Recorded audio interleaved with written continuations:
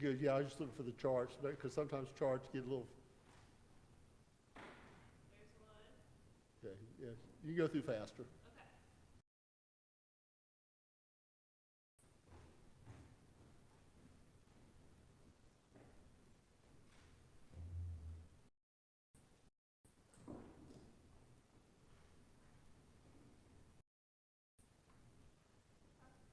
Go to the very last slide. That's what I want to make sure of is the right. Okay. Can you go back one? Okay. Good. That's the right copy, right version. Very good. Okay, very good. So we have a little clicker thing. So when you come up, we'll give you that clicker so that you can utilize that, and you can just move yourself through the presentation. Gotcha. Okay. I know that Aaron said that it's probably about a 20-minute presentation. Probably closer to 30, 35. Well, I don't know what you can do to try to. I can talk fast because. That would be good. Okay. Because we do have a whole meeting that we need to get to, and then we have, so we you just try to. I will cut down. I will go through the details. Yes. I will cut out any extraneous stuff that I try to keep it at.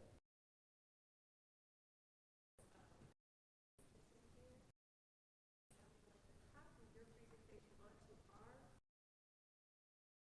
desktop so that we can get back into that show. Okay.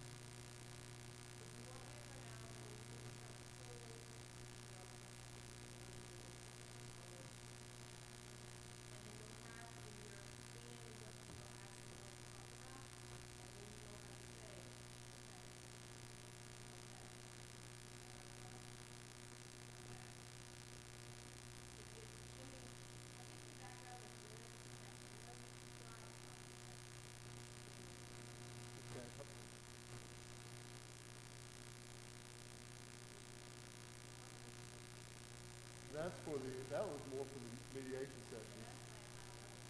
Yeah. All right, print me out a copy of it and I'll work it. If you print me out one where it's not, that I can have up here, we may not even use the copy.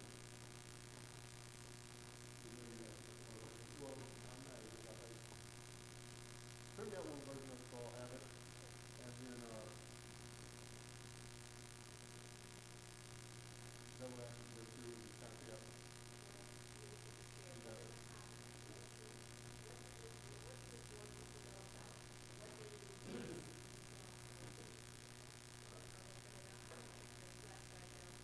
Oh, no problem.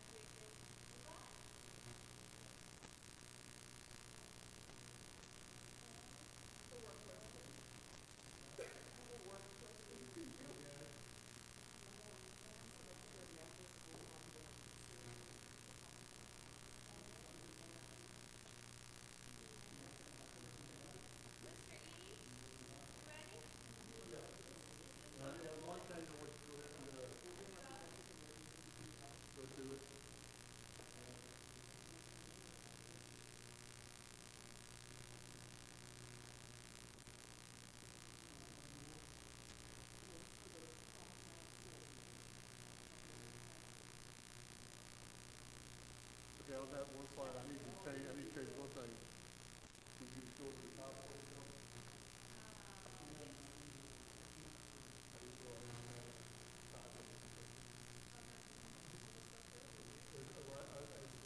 That slide, which says that, the first bullet point, which says that redistribution.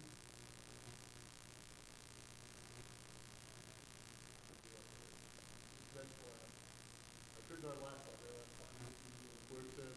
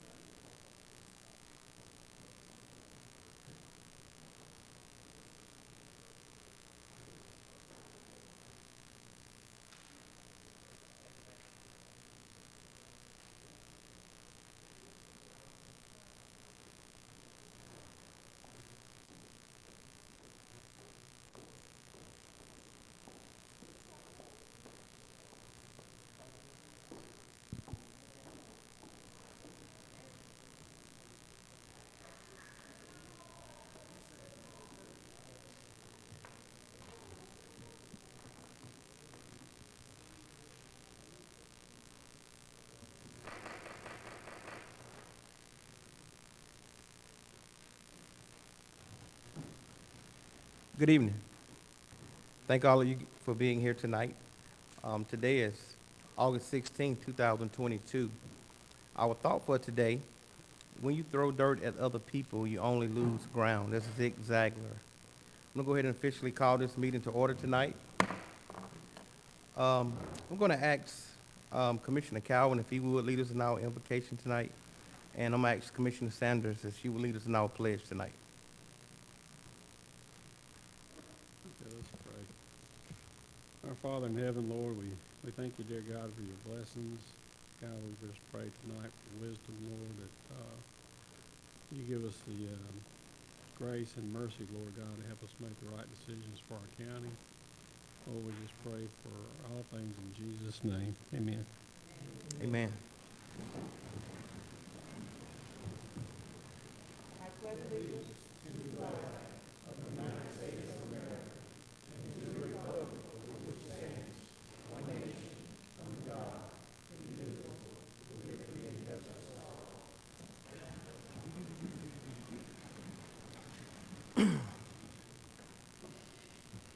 Thank you guys so much.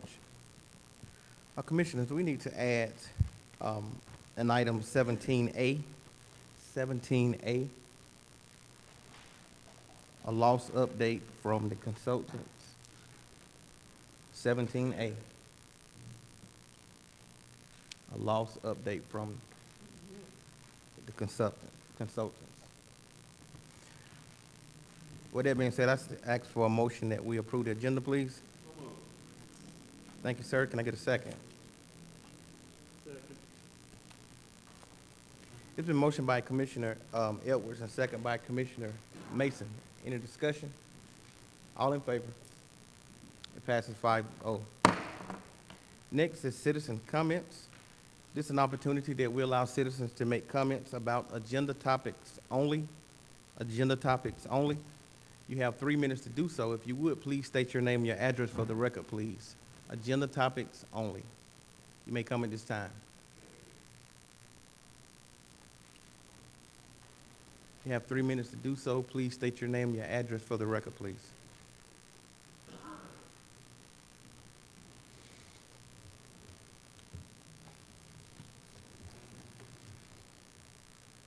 My name is Brian Fricks, 130 Cornish Trace Drive, Covington, Georgia, 30014. I'm here to speak on the unfinished business consideration of annex of, actually it says Flat Shoals and Gregory Road. It's actually Flat Rock and Gregory Roads. I want to speak against that. The city sent out letters to the residents adjoining the property and also posted property, a sign on the property, both having the wrong parcel numbers. It was indicated 700749009. That's an incorrect parcel number, and as such, this annex should not go through because according to the Code of Ordinances, Section 620-020 and Section 620-015, about notifying everyone of the public notice, that has not been done on this property. So it should invalidate the request, and it should be restarted. But aside from that, if the county commission chooses to overlook that fact, I'd like to just go over why this goes against the county comprehensive plan. In 2006, the committee got together and made a comprehensive assessment of the county for future plan. It was updated in 2018, signed by Chairman Marcelo Baines, and the purpose was moving forward to provide an update to the plan signed by the commissioner, and this update was to serve as a planning and decision-making tool and guide for local government officials, for property owners, and community leaders. One threat that was identified in these recommendations was a natural and cultural resources, outlining the fact that there has not been enough emphasis placed on the utilization and preservation of natural resources. The committee identified the area dominated by Lake Varner as a character description of Flint Hill. The future vision of this area was to be a mixture of rural communities tied closely to the preservation, recreation, conservation of Lake Varner.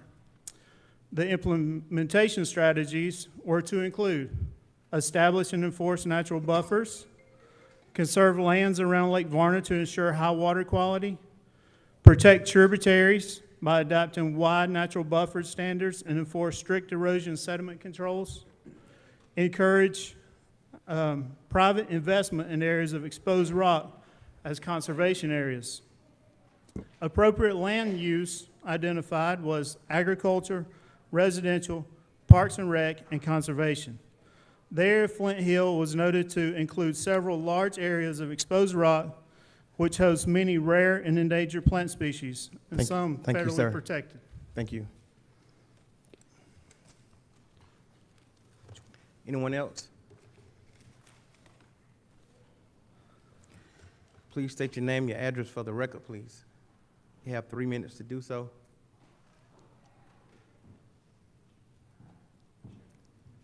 Good evening. My name is Matt Crow, 843 Cornish Mountain Road, Oxford, Georgia.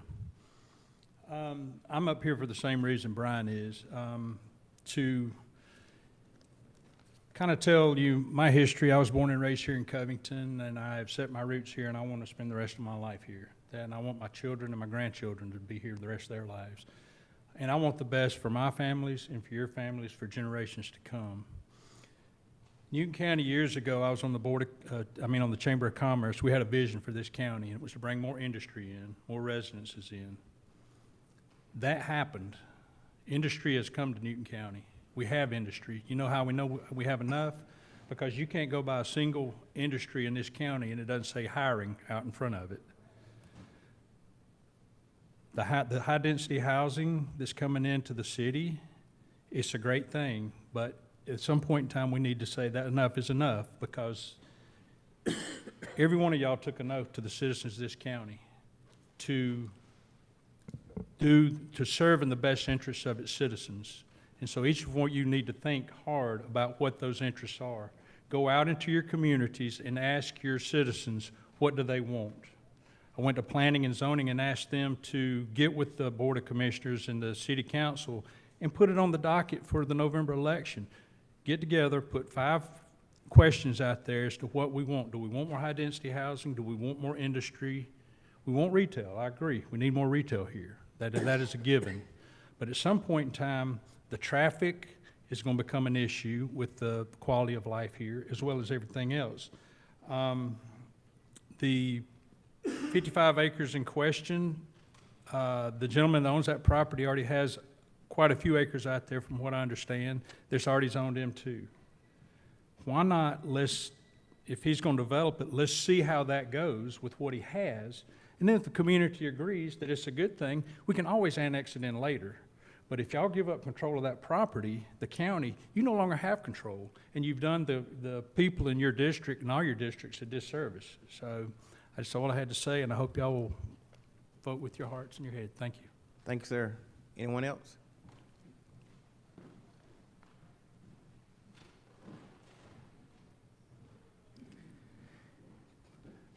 Please state your name, your address for the record, please. You have 3 minutes to do so.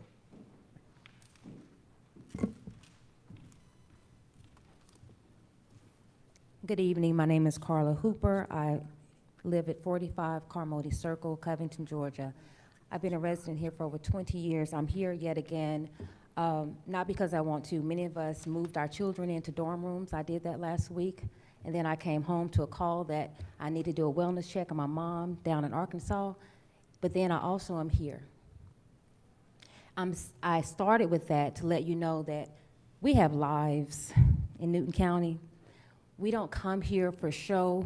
We don't come here for a hidden agenda. So we are here for the 3rd time asking you to consider not accepting the appeal for the developer who wants to put in a 10th gas station on Salem Road. There are 9 gas stations within a 1-mile radius. If this developer continues to go forward with this appeal, I would ask you to ask 2 questions of yourselves. Number one, if this committee would like to grant a special exemption, what should be the criteria? I would believe one criteria to submit an exception would be, does this exception benefit the community? Number 2, does this exception meet a need? Number 3, is it filling a gap? Special exceptions are special for a reason. This gas station does not meet a need. It does not fill a gap, and it's not a desire. I sent you over 270 signatures of residents who've asked us, please do not put another gas station in this area. I ask you to consider those signatures of the residents. Finally, there is a bigger issue with this gas station. This gas station falls under what's called allowable use, which you guys are familiar with. This allowable use for this gas station was granted 30+ years ago. I believe that when that was done, those who did that knew that this commission would take into account and not turn a blind eye to the development that has taken place in 30 years. In 30 years, 8 gas stations have been in that area. They will consider the quality of the air in 30 years. I know you guys are smart because I've been in these meetings and I've heard you. I know that we don't turn a blind eye in 30 years and say, well, just because it falls under allowable use for a gas station, we'll put one there. I would encourage the attorney, and I'll probably contact them, to really see if that is the case. That allowable use means that any industry can come in based on something that was stated over 30 years ago. And finally, to Salem Road, I believe that we should consider every permit on Salem Road and the fact that Salem Road will be widened in the next 2 years. Every permit should consider that widening, or those developers were asking you to pay for an easement. Think about it. I appreciate your time. Thank you so much. Anyone else? Please state your name and your address for the record, please. You have 3 minutes to do so.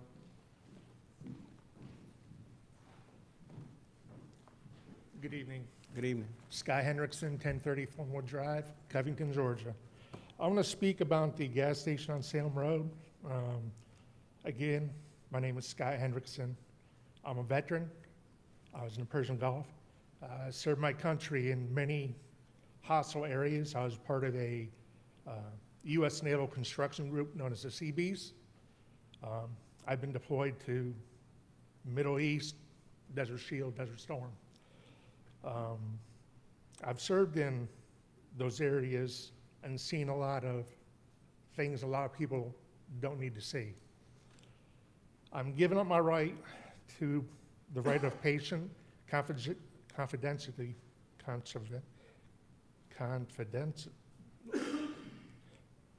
Basically, I want to say I'm a patient of Dr. Jim at Anchor Point that is right in that area where that gas station wants to be. On the behalf of veterans who I know and who I've served with, and people that go to Anchor Point for counseling, for PTSD and other issues, being a veteran, I feel that adding in this gas station is going to shut that place down. It's not going to give that area a feel of safety and calmness when we're in there talking to Dr. Jim. So please give it consideration of what you're taking away along with what you want to try to add with that gas station and convenience store. Because we do have a lot of gas stations and convenience stores in this area. Why do we need another one? They're so close together. So thank you. That's all I have. Thank you, sir. Anyone else? Please state your name, your address for the record, please. You have 3 minutes to do so.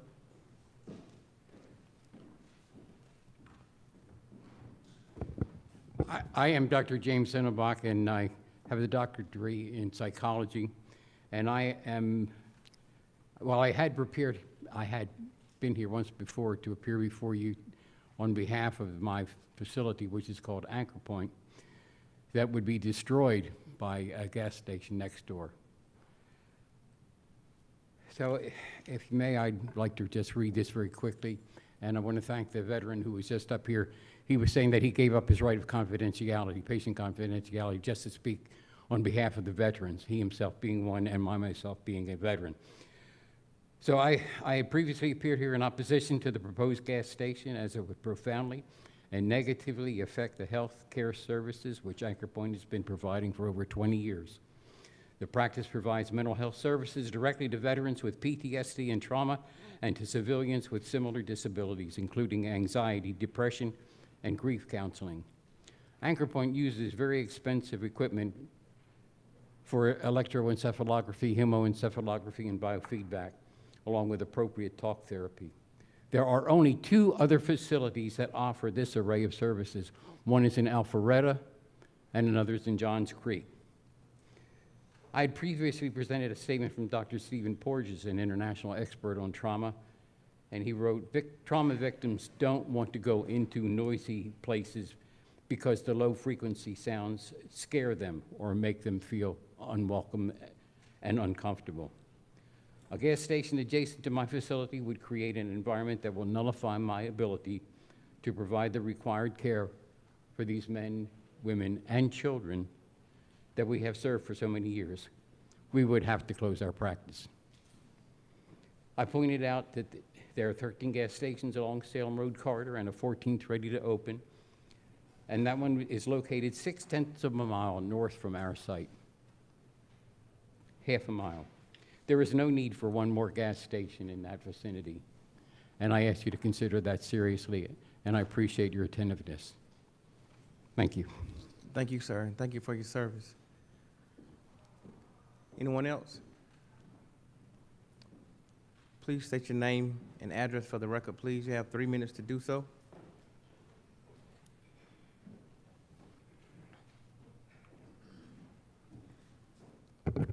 Good afternoon, Commissioners, Mr. Chair, Good afternoon, sir.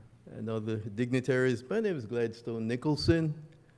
Live at 495 Lakeside Circle or Fairview Road near Salem Road, maybe a half a mile from this proposed fiasco of development, or redevelopment, I should say.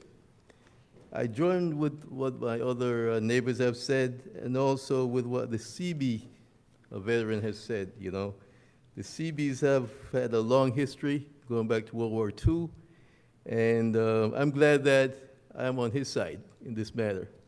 I will say this. Another gas station will be a horrible addition to this neighborhood. Reason being, I don't see where it would add anything positive to the future development of this area. We have these things called, what do we call it again? The, never mind, I'll go back to that. We have neighbors who are opposing it steadfastly, in not only here, but also in the Planning Commission meetings. Our commissioner from District 3, Commissioner Sanders, has also voiced her opposition to it. So I just ask, as the board considers the appeal from this developer, or redeveloper as it may be, that you consider also the sentiments of your constituents, all 5 districts, because if we talk about 1 Newton, and I can't see the sense of the Commissioner in 1 district voting for or against a project, and commissioners in the other district not at least giving some commission courtesy to see what that commissioner sees as being best for his or her district. So again, I just ask you commissioners to consider what the folks in this neighborhood are concerned about. And, you know, we all talk about 278 looking great in the future. If we put another gas station on Salem Road, I hate to say we can see this as a shining moment for our decision-making. So I again ask you all to consider nothing but turning this appeal down. Thank you. Thank you so much, sir. Anyone else? Anyone else? Citizen comments is closed. We're going to move into the chairman's report. We have Ms. Hodges here from Liberty Middle School. Her and her students from FCCLA. Guys, if you would please come on up.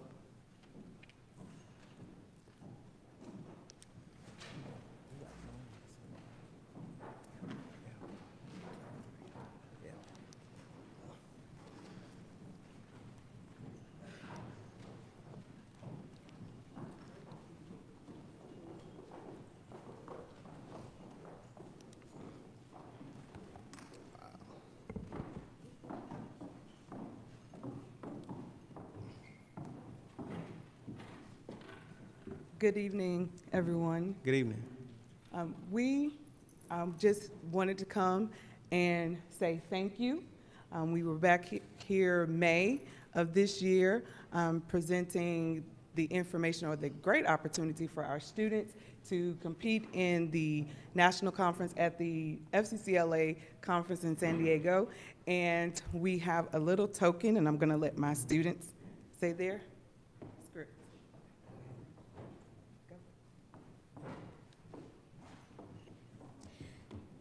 Good evening, everyone. Good evening.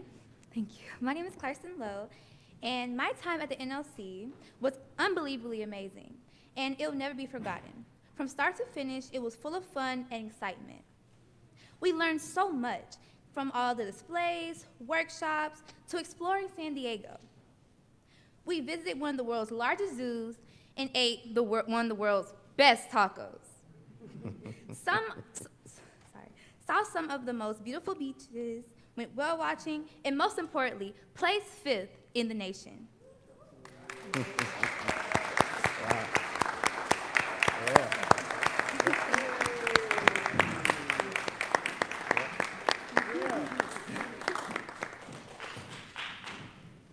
This is an experience that I thank you all for giving the opportunity for all of us to have. And on behalf of Emily Armendariz, who is unfortunately not here, she would say to you all, Dear Covington's Board of Commissioners Office, my experience at the National Leadership Conference was extraordinarily fun, and I learned more than I expected. One big thing that I learned was time management.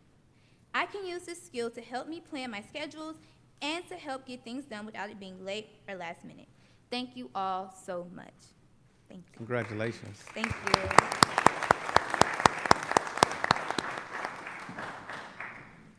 Good evening, judges. My name is Connie Costu, and when we went to nationals, we were able to do amazing things. If you guys hadn't funded us, we wouldn't have been able to show our amazing projects, and we wouldn't have been able to win our medals. Thanks to you guys, our chapter won 2nd in the nation. So thank you so much. Congratulations. Good evening. I'm Lauren Parsons. I want to start off by saying thank you to all of you for the help and support you gave us to get to San Diego. With your help and support, we were able to get top 20 in the nation. Wow. Hello, my name is Carla Thomas, and I would like to say thank you for your donation for me to attend to the NLC in San Diego, California. I had an awesome time, and my partner and I came in 2nd place in the nation. We also got a plaque for 2nd place and a gold medal. Thank you again. Congratulations.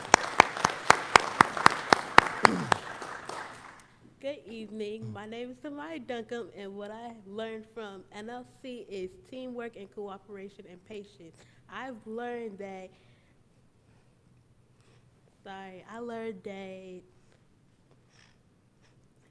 It's okay, sweetie. Yeah.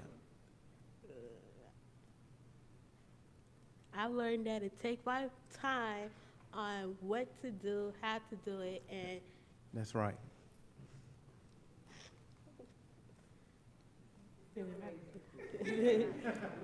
Yeah. and to help with my partner. All right, y'all give her a hand.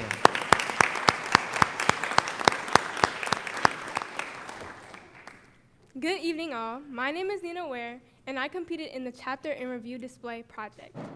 If I had to describe my experience at the National Leadership Conference in one word, it would be unreal. I made memories and learned lessons with my FCCLA chapter that I will never forget. Thank you all so much for this opportunity.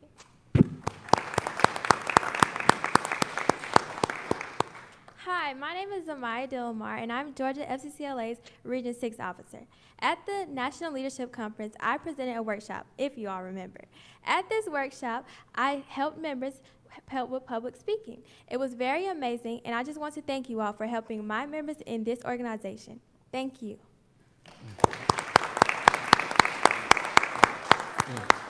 So we, our chapter, we have tokens of appreciation. We have a plaque for all of the commissioners, and it says, with our deepest appreciation, we hereby honor the commissioners for your distinguished service and unconditional commitment and support of youth leadership. So, and unfortunately, we had a little mishap downstairs, and so one of them we have to replace the glass. But we are going to present these to Commissioner Ronnie Cowan. Give that to Commissioner Stan Edwards. Commissioner Alana Sanders.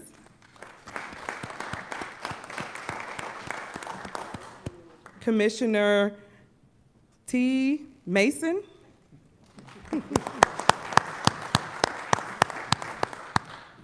Commissioner J.C. Henderson. And last but certainly not least, Chairman Marcelo Baines. Thank you. Thank you guys so much. We really appreciate it. And as you heard, their memories and experience at NLC will last them a lifetime. Thank you so Thank much. you. Thank you so much, Miss. Yeah. Hold on one second. Yeah. Thank you so much, Ms. Hodges, for all that you do. I know you've been doing this for a while. You've been building young ladies, so not only young ladies, but listen, you do a wonderful job in this community, and we're so blessed and lucky to have you. Girls, we're so proud of y'all. Thank y'all for going to represent Newton County very well. So thank you guys, and congratulations.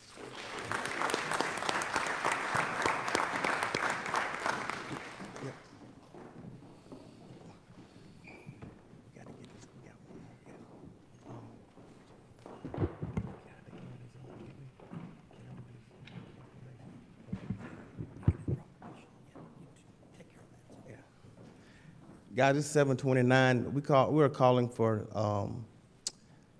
zoning at 7:30. I'm going to go ahead and take the chairman's privilege tonight and do this proclamation, because this young man is definitely a blessing to have in this community. And we're going to ask Stefan, if you are here, if you would please come on up. If you want to bring your family with you, that would be great. I know DJ, are you here?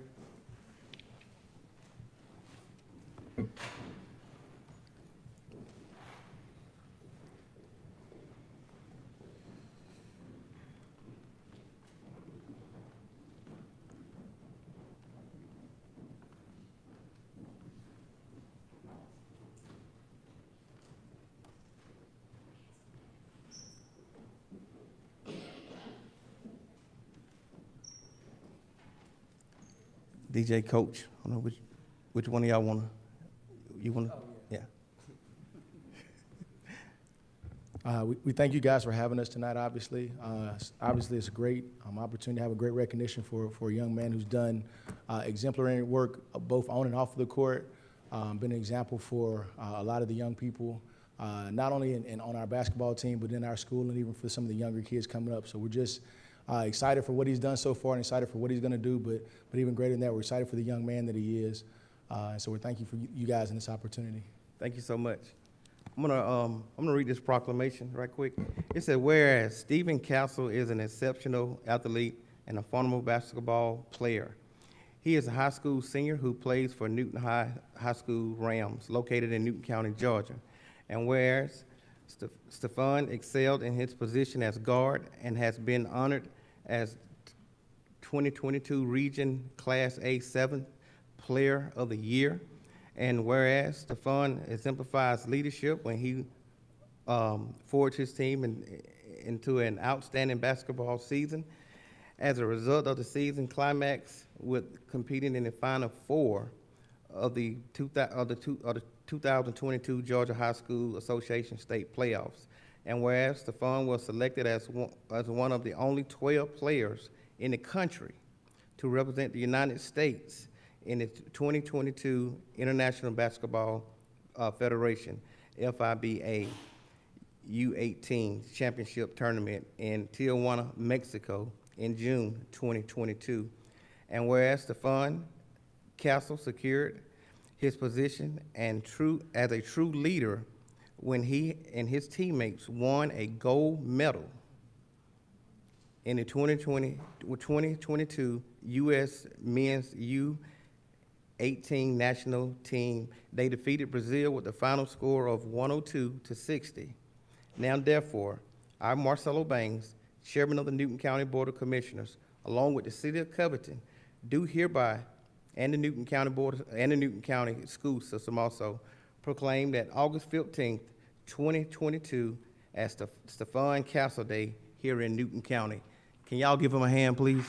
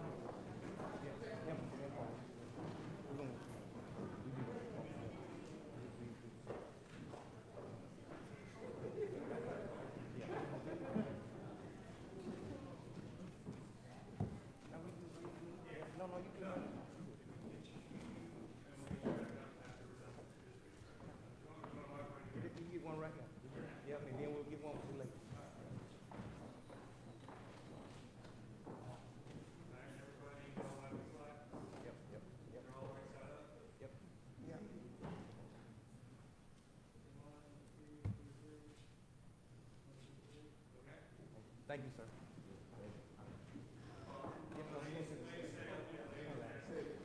Ron, come on. Come on.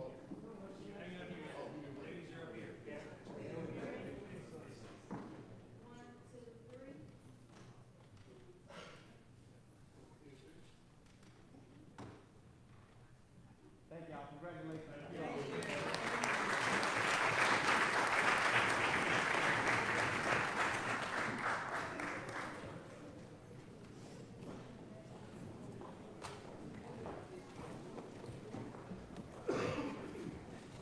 Ms. Applewhite. Ms. Applewhite. Yeah. Thank you. Okay. Okay. Guys, we're gonna move directly into zoning. I'm gonna ask Ms. Applewhite if you would, please come on up.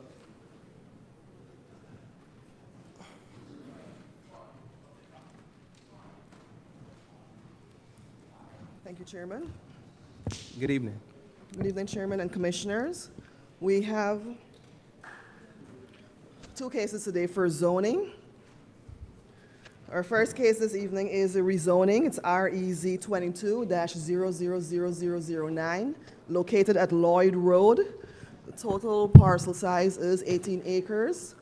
The tax ID is 12-057. The existing zoning is agricultural. Existing land use map is rural residential. The proposed zoning is AR, agricultural residential. It's located in the Murder Creek watershed and Commissioner District 1. And our petitioner today is Mr. Robert Stansfield, and the property owner is Lloyd Marlin et al. So the applicant's intent is to rezone 1.81 acres of parcel 129-057 from A, agricultural, to AR, agricultural residential, in order to subdivide out that portion, the 1.81 acres. So the original parent parcel is 18 acres. It's located on the north side of Lloyd Road, and it's currently undeveloped vacant land. And the rezoning request is part of a mediation settlement agreement in the Superior Court. So currently what you have in agricultural zoning, the minimum lot size is 10 acres. So they will have to rezone just to subdivide out 1.81 acres, which will then be combined with Moore's parcel. So this was first heard by the Planning Commission on June 28th, where there was a vote to table the petition to allow more information and clarification to be done in regards to the rezoning. And then on July 26th, last month, the Planning Commission recommended approval of this rezoning request by a vote of 3-0. So this is the aerial view of the parcel, and this is the 18 acres. This portion here is in the county. This is the 1.81 acres here to be rezoned, well, just the portion in the county. This up here is a part in Mansfield. So part of this new parcel is going to be combined over here. It's going to be part in the county, part in the city of Mansfield. Current zoning is A, agricultural. Future land use map is rural residential. It is in the Murder Creek watershed. And this is the survey that was created, and you can see they're combined in the two parcels. This is the big 1.81 acres to be combined over here. And it corrects where the house sits. It's now going to sit squarely on the correct parcel, and then over here as well. And in conclusion, so given the fact that the property is zoned A and in close proximity of similar existing zonings, such as agricultural residential, along with the applicant's proposed uses of the land, staff is of the opinion that the rezoning is appropriate for this site. Recommended conditions. Should this petition be approved by the Board of Commissioners, it should be approved agricultural residential, conditional, subject to the owner's agreement to the following enumerated conditions. Where these conditions conflict with the stipulations and offerings contained in the letter of intent, these conditions shall supersede unless specifically stipulated by the Board of Commissioners. And our first recommendation would be 1, well, to the owner's agreement to abide by the following. A minor plat subdivision of the newly created parcels must be submitted and approved by the Department of Development Services, and that's to approve the combination once it's rezoned. And any required permits must be obtained from the Department of Development Services before construction or development on the property. And if there are any questions for staff, the applicants are here. Thank you. We're going to open it up now for the applicant. You have 10 minutes to speak in favor. The applicant and those that want to speak in favor, you have 2 minutes to do so. Please state your name and address for the record, please. Thank you. My name is Robert Stansfield. I'm an attorney here in Covington. I'm accompanied by Brian Moore. Brian is the interested party that's pursuing this zoning. In addition, his wife Connie is here, and Patrick Middlebrooks and his wife Estonia are also going to be impacted by this zoning. So 20 years ago, nearly, 2 properties were authorized by Newton County to be built on Lloyd Road. Those homes were built, they received certificates of occupancy, they were sold. Turned out, those 2 homes, the home Mr. Lloyd is in now and the home that the Middlebrooks have lived in, excuse me, Mr. Moore, I have a twin brother and I've been called the wrong name most of my life and it slips out sometimes in other people's names. I've told Brian that before. Mr. Moore's home and the Middlebrook home are not built on the land that they bought at closing. Wow. The Middlebrook home is entirely on Mr. Moore's property. The lot that they bought has nothing on it, and Mr. Moore's house is on the property of the Lloyds next door. And if you looked, and you probably didn't see it, but in the tax map, when it showed the parcel, the green parcel was agricultural, the colored parcel was, if you look right now up there, there's a little rectangle sticking out of the green parcel. That's Mr. Moore's house. Even the tax map recognizes that his house is where it is, but it's part of his property.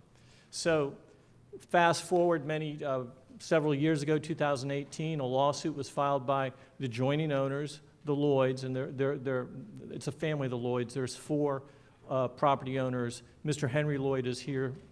To my knowledge, he's the only local Lloyd member. We had a lawsuit, we had claims and counterclaims. We went to a mediation and we entered into a resolution. And that resolution was that a parcel of property was going to be purchased by Mr. Moore. Mr. Moore has an agreement with the Middlebrooks, and everybody at the end of this transaction will own the land upon which their houses are built. So it's an absolute nightmare that's been around for a long time. This settlement is to resolve that. We were delayed with the Planning Commission because Mr. Henry Lloyd had an objection that we are working to resolve. When it came before the Planning Commission a second time, Mr. Smith asked Mr. Lloyd if he objected to the zoning going forward, and he said he did not object to the zoning going forward. I subsequently sent to the attorney for the Planning Commission a packet of materials. Mr. Jagstetter, I have copies if you'd like to have those. You've got them? Okay. Dealing with that, the survey that we are using was approved by the attorney for the Lloyds. The documents that we've prepared along the way have been approved by the attorney for the Lloyds, and the Lloyds signed the consent forms for the zoning to go forward. If Mr. Henry Lloyd has still an objection, and it deals approximately with 15 feet, as best I can figure, a length of a boundary line by 15 feet in the road, then there's a manner for resolving that 15 feet issue in our current Superior Court. We have a motion pending to resolve that. So what we'd like you all to do is to approve this zoning so this settlement can go forward, because whether it's the 15 feet in the road or not, this property has to be rezoned to affect the settlement. So if Mr. Lloyd's objection has legs in front of the Superior Court judge, this zoning still has to go forward. If Mr. Lloyd's objection doesn't have legs in front of the Superior Court judge, the zoning still has to go forward. And it's just, this is the time for us to do it. It's taken a long time to get to this point. There will be no further construction. This is not a development project. So when you're looking at those special conditions, those are non-events. These homes are built there. If there's new construction, it's going to be for an expansion or an addition on an existing home. It's not a subdivision. We are trying to solve a problem that should have never occurred, but it did. And we're trying to bring to an end a lengthy problem in litigation. And I'd ask you to approve this zoning for all those purposes. It is merely reflecting the facts on the ground. These homes have been there a long time. let's bring them into compliance with the zoning. And with that, I yield my time. Thank you, sir. Anyone else want to speak in favor tonight? Please state your name, your address. Yes, 4 minutes and 53 seconds. My name is Henry Lloyd, and Mr. Stanfield has sent me a map the previous then, and he's trying to show that the survey possibly could be wrong, and I haven't had a chance to go over it yet. He just sent it to me at 6 o'clock today, but I would have no problem with the survey going through. He's agreed to meet me Friday, and the only thing that we will do is discuss whether it will be 50,000 or 50,500. Thank you, sir. Any other questions, or? No, sir. Thank you so much. Okay. Thank you so much. Anyone else want to speak in favor tonight? Anyone else want to speak in favor tonight? That portion of public hearing is closed. We also allow 10 minutes for those that want to oppose tonight. You may come at this time. You have 10 minutes to do so. Please state your name and address for the record, please. Anyone want to oppose tonight? Anyone wants to oppose tonight? Thank you. That portion of public hearing is closed. Ms. Applewhite, if you would, please come on back up. I think this is actually in District 1. Commissioner Edwards. Thank you, Mr. Chairman. At this time, I'd like to make a motion to approve rezoning case number REZ22-000009 with staff recommendations. Can I get a second, please? Second. It's been motioned by Commissioner Edwards and second by Commissioner Cowan. Any discussion? Commissioner Edwards. Yes, sir. Thank you, Mr. Chairman. So, Patrick, your conclusions align with Mr. Stansfield on this particular piece of property? We reviewed all of this very soon after it went to the Planning Commission meeting, and I do think now I can't speak to whether the surveys are what they agreed on or not, but I can speak to all of the other facts, that the surveys, that the zoning would not impact the settlement at all. I've read the settlement agreement. The surveys achieve the purpose of the settlement agreement. There may be some discrepancy, but a discrepancy won't harm anybody in this instance. Any more discussion? All in favor? It passes 5-0. Thank you. Ms. Applewhite. Thank you, Chairman. So our second case this evening, it is the appeal case to OSPEC 22-0002. So the actual appeal case name is APP 22-0002.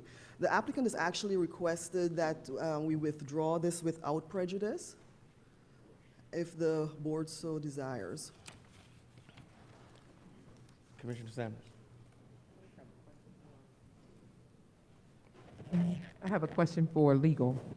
If it is withdrawn, what is the next step of the process? Will they come back before the board, or what is going to occur?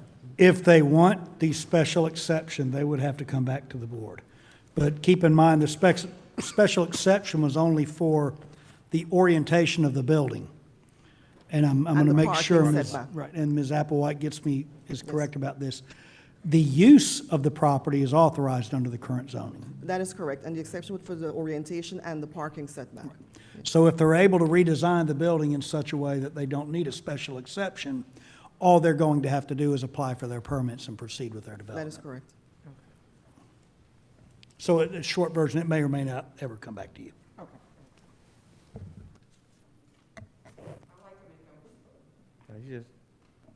I'd like to make a motion to approve the appeal from the applicant as stated.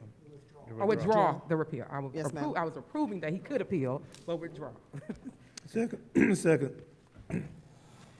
It's been motioned that we approve the withdrawal by Commissioner Sanders and second by Commissioner Henderson. Any discussion? All in favor? Thank you. It passed 5-0. Thank you so much.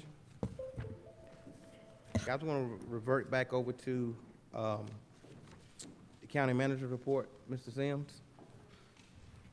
Thank you, Mr. Chair.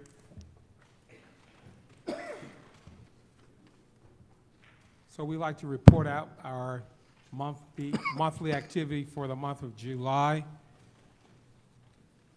Go ahead, Brian. For the month of July, we held our second coffee and conversation with our employees, the county managers' coffee and conversation meeting. We also participated in a roundtable discussion with local leadership and representative from U.S.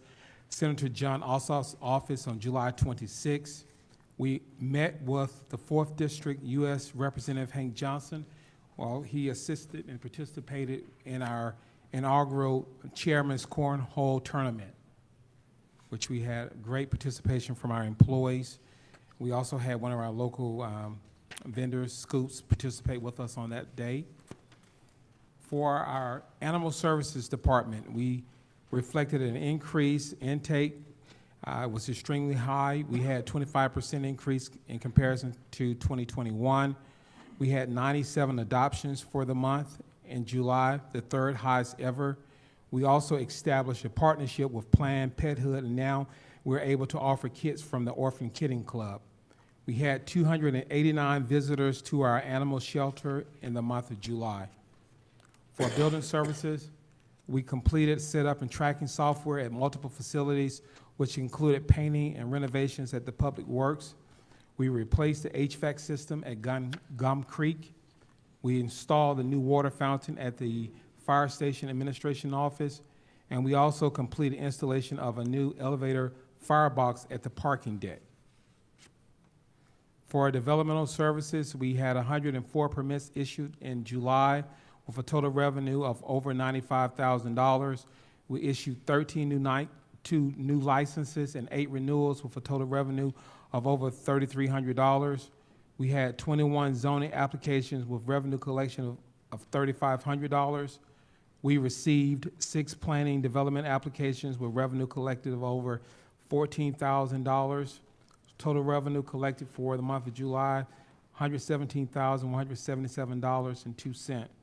Code enforcement had 84 complaints and violations, and we closed 43 of those, and we issued 6 citations.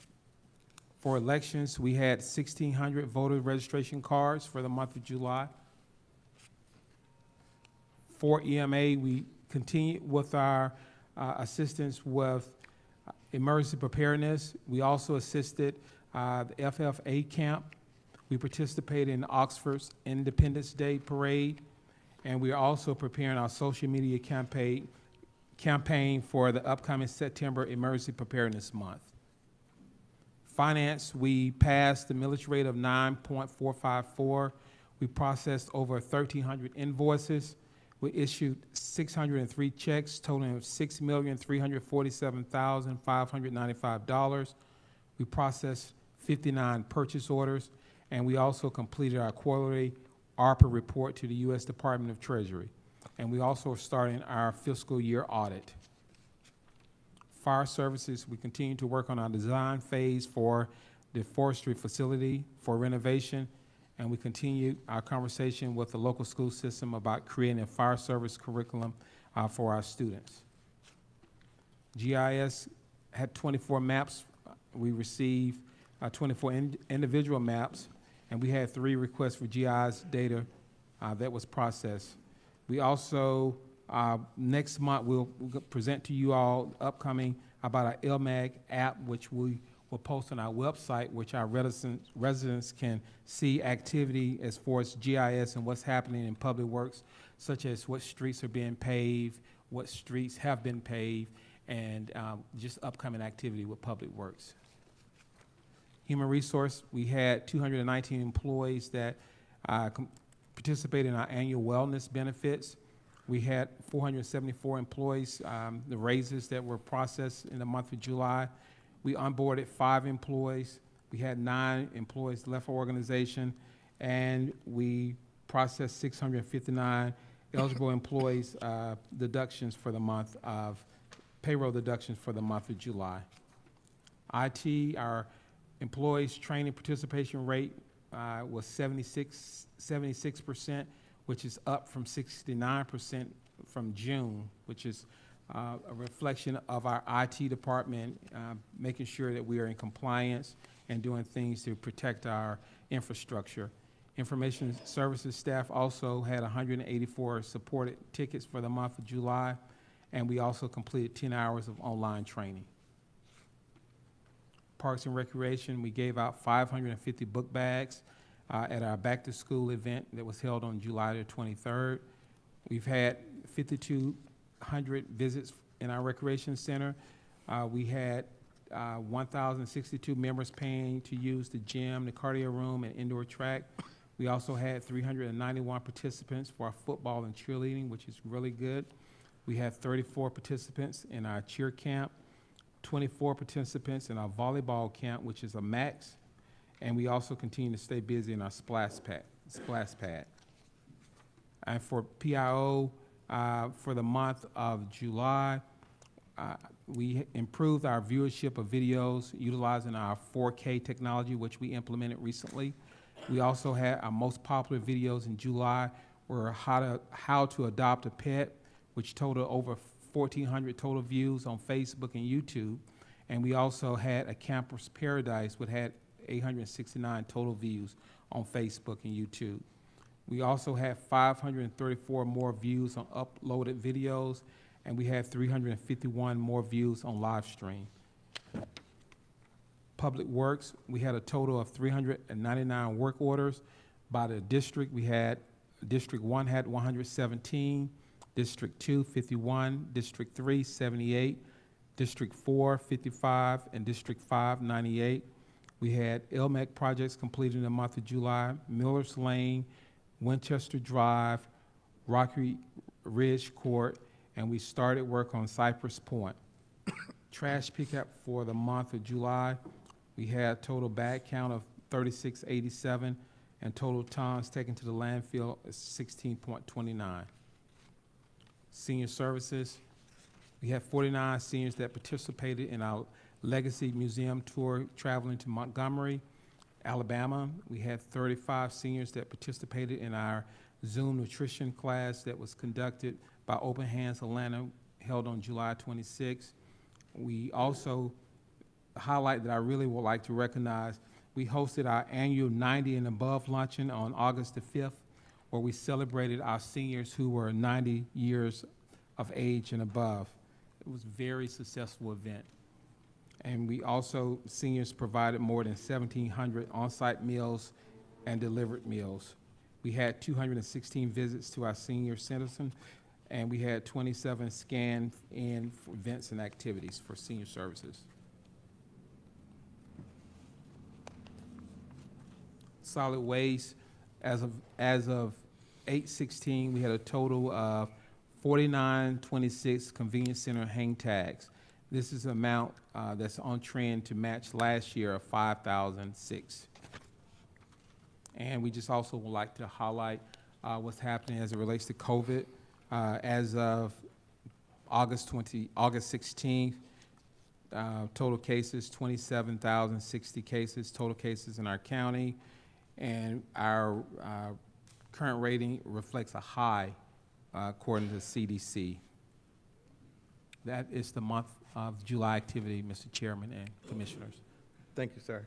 I do want to take opportunity to say that we did have a wonderful time with the employees. It was a great cornhole tournament. Thank Congressman Johnson for coming by and actually participating. He actually made a couple of them. He did. He did. I also want to thank Attorney Lindsay for pushing up the reward. Two guys in Public Works actually won $1,000. So that was good, and they was excited about it. So it was a great time. Yep. Commissioner Henderson. Thank you. Thank you, Ms. C. Jarvis, I want to thank you for sending me a card in the mail acknowledging my birthday. Thank you. Commissioner Sanders. Jarvis, what is there is a link I was informed where the citizens can see the statements, checks written, or various things. Do you happen to know what that link is, or where is that located on the website? Yes, I think the link is under the transparency on the website. Okay. Yes, ma'am. Thank you. Thank you, thank you. Next is unfinished business. This was tabled back on August the 2nd. Ms. Applewhite, if you would, please come on up.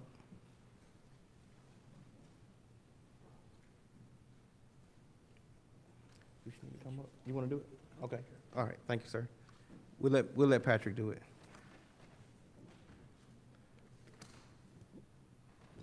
Excuse me.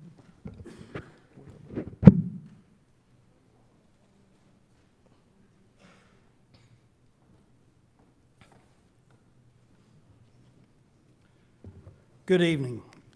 Good evening. So y'all will recall that on August 2nd, we discussed in great detail the proposed annexation by the city of Covington.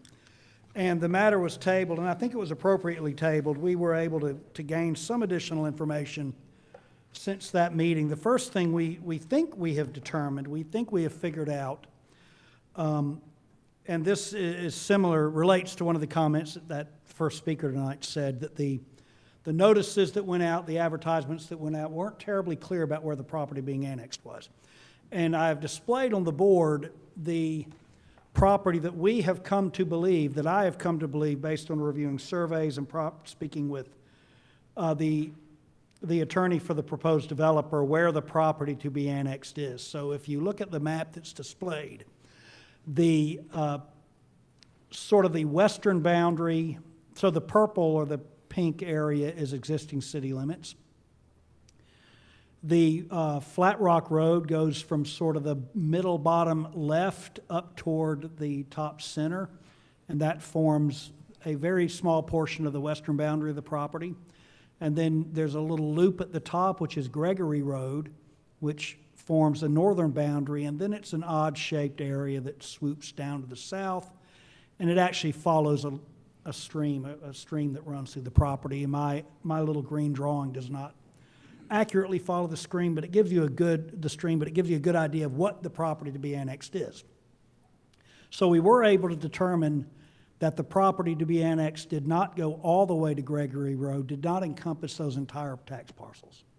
It encompasses a smaller subset of the tax parcels.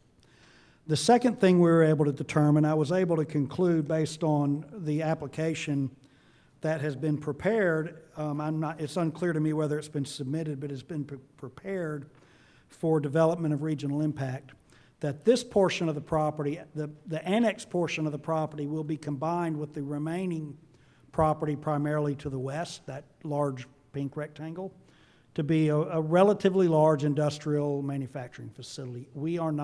I'm not clear what the uses are. I don't know if those uses are set in stone or if it's going to be a speculative development. There is a traffic report that accompanied the proposal, and the traffic report does acknowledge that there's a substantial amount of new traffic that would be generated by this project at build-out, but it will be primarily a straight shot from the interstate to the property and back. It's not going to involve a lot of local traffic. So from that standpoint, the likely traffic impact is at least relatively centralized. It's not going to get into neighborhoods and such as that. The concern we expressed at the initial meeting about the impact on Lake Varner is essentially resolved for now by our confirmation of where the boundaries of the actual annexation is. So the annexation kind of roughly follows the watershed. So this water will flow into the existing stream and will flow away from Lake Varner, but as is with all waters, it all flows to a large body of water. And it will be there will be a substantial amount of groundwater, impervious surface and such dealt with. But just like you know in all the developments you approve, developers are required to manage that.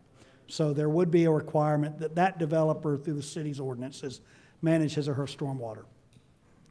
We have come to understand that this project is likely part of a much larger project that potentially could be this developer or an associated developer and loop around into a large residential development to the north and to the east, potentially to be adjacent to Lake Varner.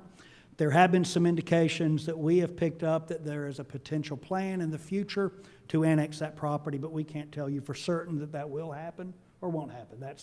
That's going to be, that's a lot of, not our decision to make, but I did want you to be aware of that. And as I indicated to you before, that there is an opportunity for you to object to this annexation. Objection to an annexation is reserved to some very limited specific instances. You are permitted to object to an annexation when the property, the proposed land use of the property is a more intensive use.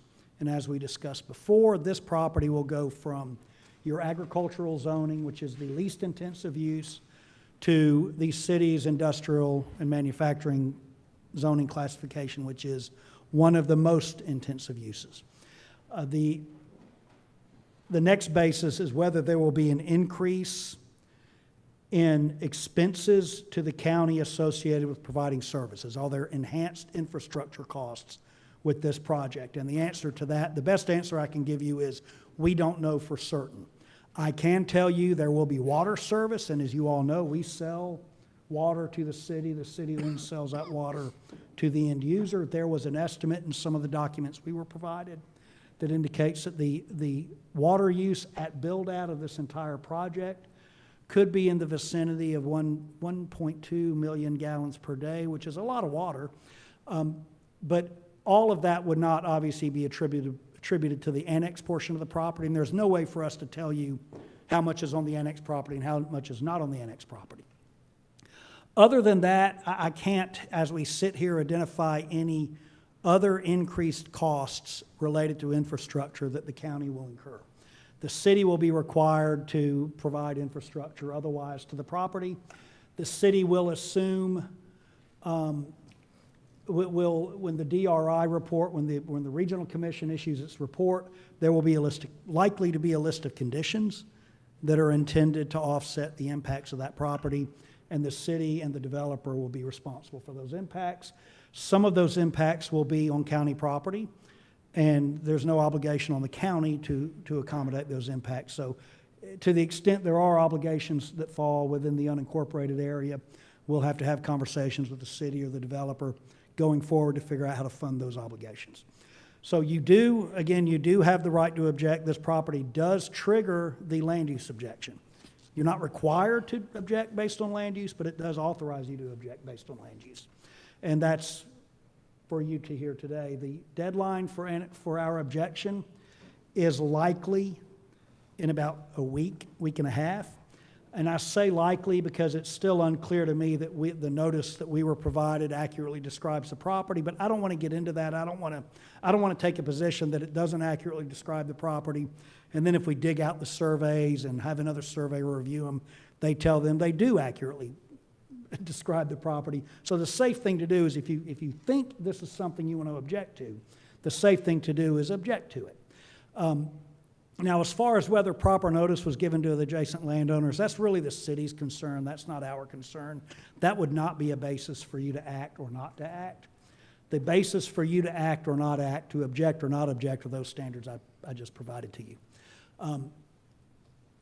If you object, what will happen is the objection will be transmitted to both the city and the Department of Community Affairs. The Department of Community Affairs will convene an arbitration panel, and they will essentially conduct a little trial over whether our objection was or was not valid. They would render a decision, and the annexation and the zoning could proceed or not proceed according to that decision from the arbitration panel. And there is always the opportunity to resolve any of these disputes by negotiation that goes along. We have not made any effort, have not had any of those conversations, because I don't know what the board's position is, and I can't really do that until I know the board's position. So if you have any questions, I'd be happy to answer them. Let's get a motion on the floor. Can I get a motion, please? I'll make a motion, but I'm not sure exactly what I'll... You got to make a motion to eject or make a motion not to eject.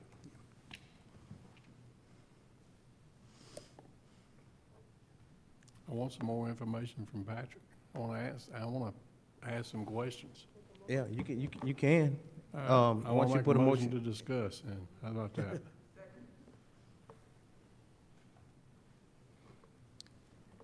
It's been motioned that we discuss this, and by Commissioner Calvin and second by Commissioner Sanders. All in favor? Commissioner Calvin? Okay. Patrick, the Yes, sir. 2 square blue areas. Further to the north? Yes, you Yes, sir. mentioned something about them. So those parcels that is part of the same tax parcel as the little humped parcel outlined in the green. But they are not. They are not part of the annexation. present annexation. Okay. Now, the green area there, the majority of that property is,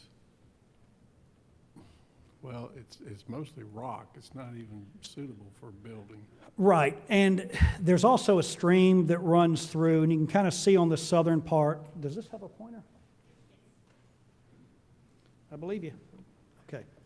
This little area right here, if it were a better aerial map and I could zoom in, right through here, there's a little bit of a stream. And there's no designated wetlands, at least as shown on your tax map. But there is some wet areas, probably not jurisdictional wetlands, but some wet areas that will probably be difficult to develop. The site plan that's actually was in your package shows most of the development in this area, the proposed buildings. I don't know that there'll necessarily be any buildings sitting here, but this parcel would just be part of this overall development. Okay. Yeah. I was told there would be somebody from the city here. Is there anybody from the city, Covington? Could you give me some information?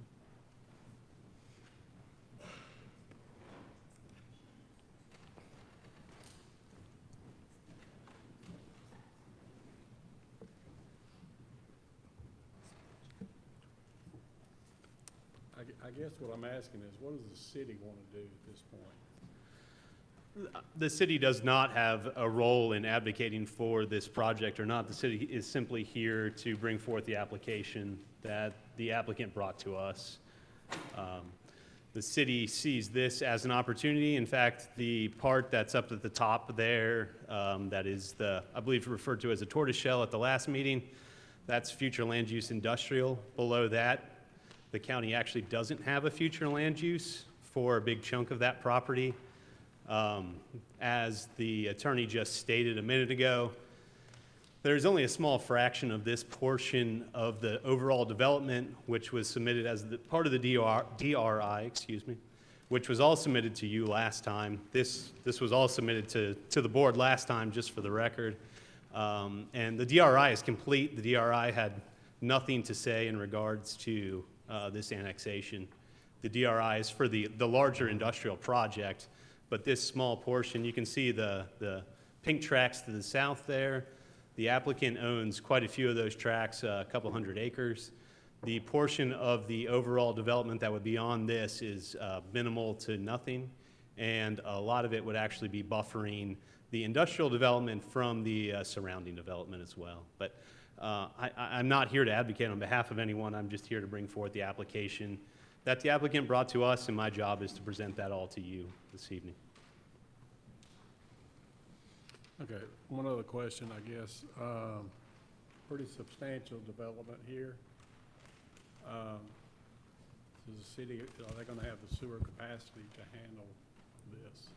The city's working on a sewer upgrade that does work into this. It's part of the applicant's responsibility to make that a part of their development, but that comes further down the line. An annexation doesn't have the same construction drawings or analysis that construction plans would have down the road. That would be on the applicant to make sure that that's feasible. I know this applicant's been working with the city because the applicant does own quite a bit of property around this area to make that or to make that feasible for the overall development, but that would come at a later date. Okay. I'm done with him. I want to go back Can to you Patrick. talk in the microphone, please? I'm done with him. I want to go back to Patrick. Sir, can you give us your name, please, for the record? Yeah, I'm sorry. And you did say the city, you said the city's in favor of this. You said the city sees an opportunity for this? The city has not weighed in on this. Okay. The county's responsible to make the decision first. The city's responsible to bring this forward. Okay. My name is Mark B. Chuck. I'm the planning director for the city of Covington. Thank you, sir. Thank you. Patrick, what you said a while ago was that if we deny this, or we object to this annexation. We used to them. Then there it goes to an arbitration panel at That's DCA. correct. That's correct.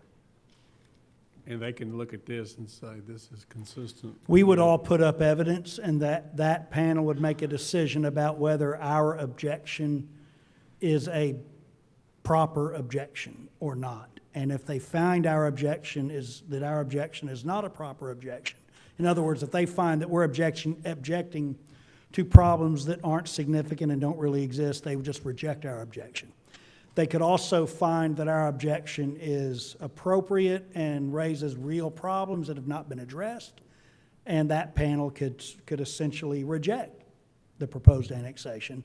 Or they could go somewhere in the middle and they could say, well, there are some problems and here's the things that ought to be done, and they could essentially impose conditions upon the annexation that would have to be complied with. So, Okay, there's already a substantial amount of acreage that can be developed in this plan. all here. Is of that- this entire parcel, which extends a good bit to the south, is already annexed and presumably already zoned for the So that's for the on the city of proposal. Covington. Right. Now, if it's, let's suppose it's denied, or that we object to the annexation, how long before the petitioner can bring it back? Well, once we make the objection, the DCA kind of takes over. And we have the whole process with the DCA, which is going to take a few months. The applicant could withdraw the request, and my recollection is that they would be barred from bringing back another annexation request for the same use for some period of time, maybe 6 months, maybe a year. I'll have to double check that. As I sit here, I'm not sure I can tell you that off the top of my head. Okay.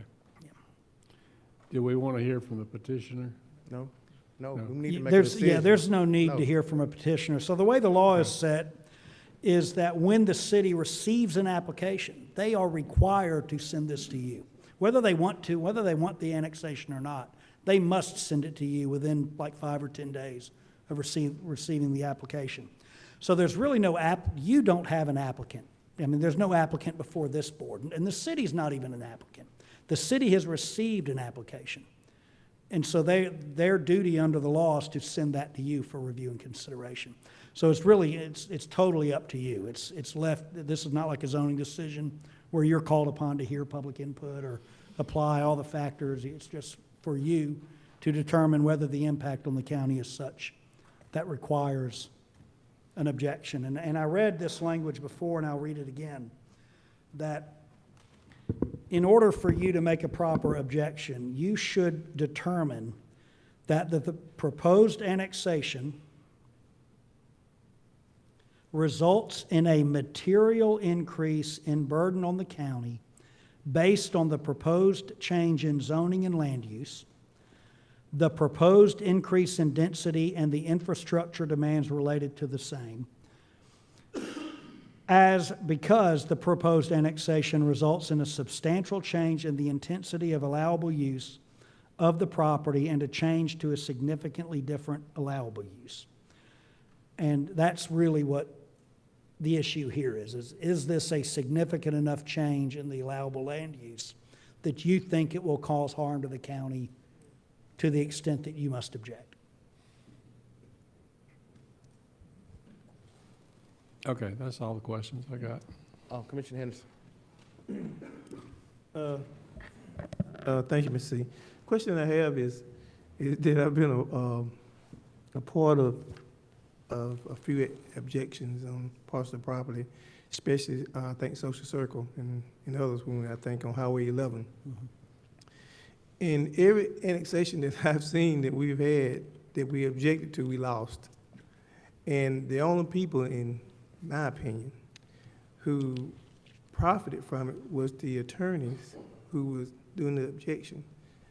I think the best what is best for us is to go ahead and annex it into the city of Covington to allow them to kind of talk with residents or whomever and just so they, maybe they move this property, I mean, this NSA, and move it forward.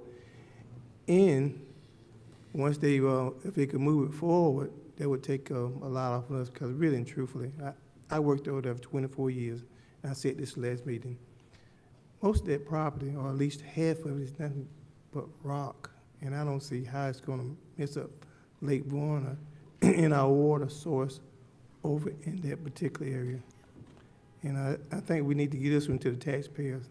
Say, hey, it's time out, spending our money just throwing it away. Because I can remember we spent several thousand dollars on the social circuit annexation. And guess what? We won, but guess what? The next day or two, the laws had changed, and we still lost. I think this should be something that this board should take under consideration. And I'll agree with you with that, Mr. Henderson. You should absolutely consider the costs that you would incur in pursuing a challenge, because it would be, I mean, we're basically trying a case. And I would also agree with Mr. Henderson that I don't know what the statistics are at the Department of Community Affairs, but I would bet the overwhelming annexation objections are probably, maybe not overwhelming, but most of them are probably resolved in the favor of the annexing city. That's just an unfortunate outcome of the way this system is set up. But also keep in mind, this is your only opportunity. So it's important that you be aware of both of those facts, all of those facts. Commissioner Edwards. Thank you, Mr. Chairman. Patrick, would you agree that most of those, that large percentage that is ruled in favor on the annexee are not facing what we're facing now in terms of a 180 in terms of use of the property? Is that what you stated earlier? I would suggest that this is a pretty drastic change in land use. You're going from agricultural to heavy industrial. I couldn't tell you that's most of them. That wouldn't be an honest thing if I were to say that I agree or disagree with that. I just don't know. But I'll tell you, most of the ones that we see are usually not from, one end of the spectrum to the other. But also, I would suggest that most of the ones we see have a more obvious and direct financial hit on the county. For instance, it's going to be a big development that's going to dump a ton of traffic onto our road, and we have to manage that. And their traffic report suggests that while traffic is increased, it's primarily going to be increased on state highways, and and there's a fairly direct route. But this is one of those projects, until you don't really know. Traffic projections are just that, they're projections. But this is a pretty drastic change in land use, absolutely a drastic change in land use. Thank you, sir. Guys, I seek a motion.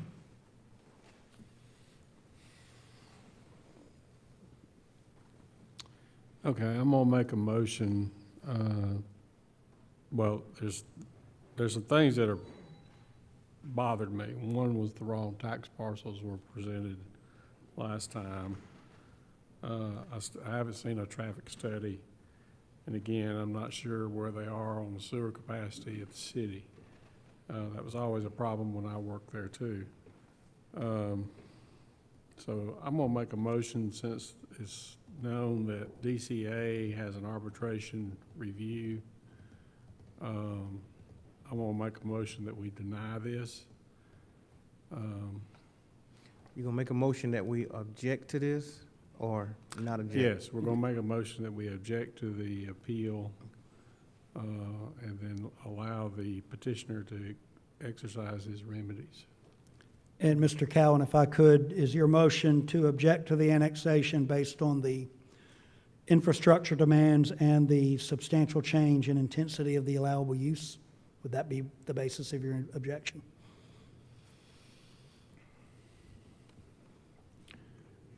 Yes. Okay. Can I get a second, please? It's been motioned by Commissioner Cowan and second by Commissioner Edwards. Any discussion? Commissioner Henderson. Oh, thank you, Mr. Chairman. I've sat up here for a while, and I've seen some few objections, and I think it's you know, and we'll see in the future. Just taking, you know, money that we could be spending on other areas in our community, and we just taking and throwing it away. Just, thank you. Thank you. Commissioner Sanders. Patrick, one of the statements that was made was it can cost money in regarding to legal fees.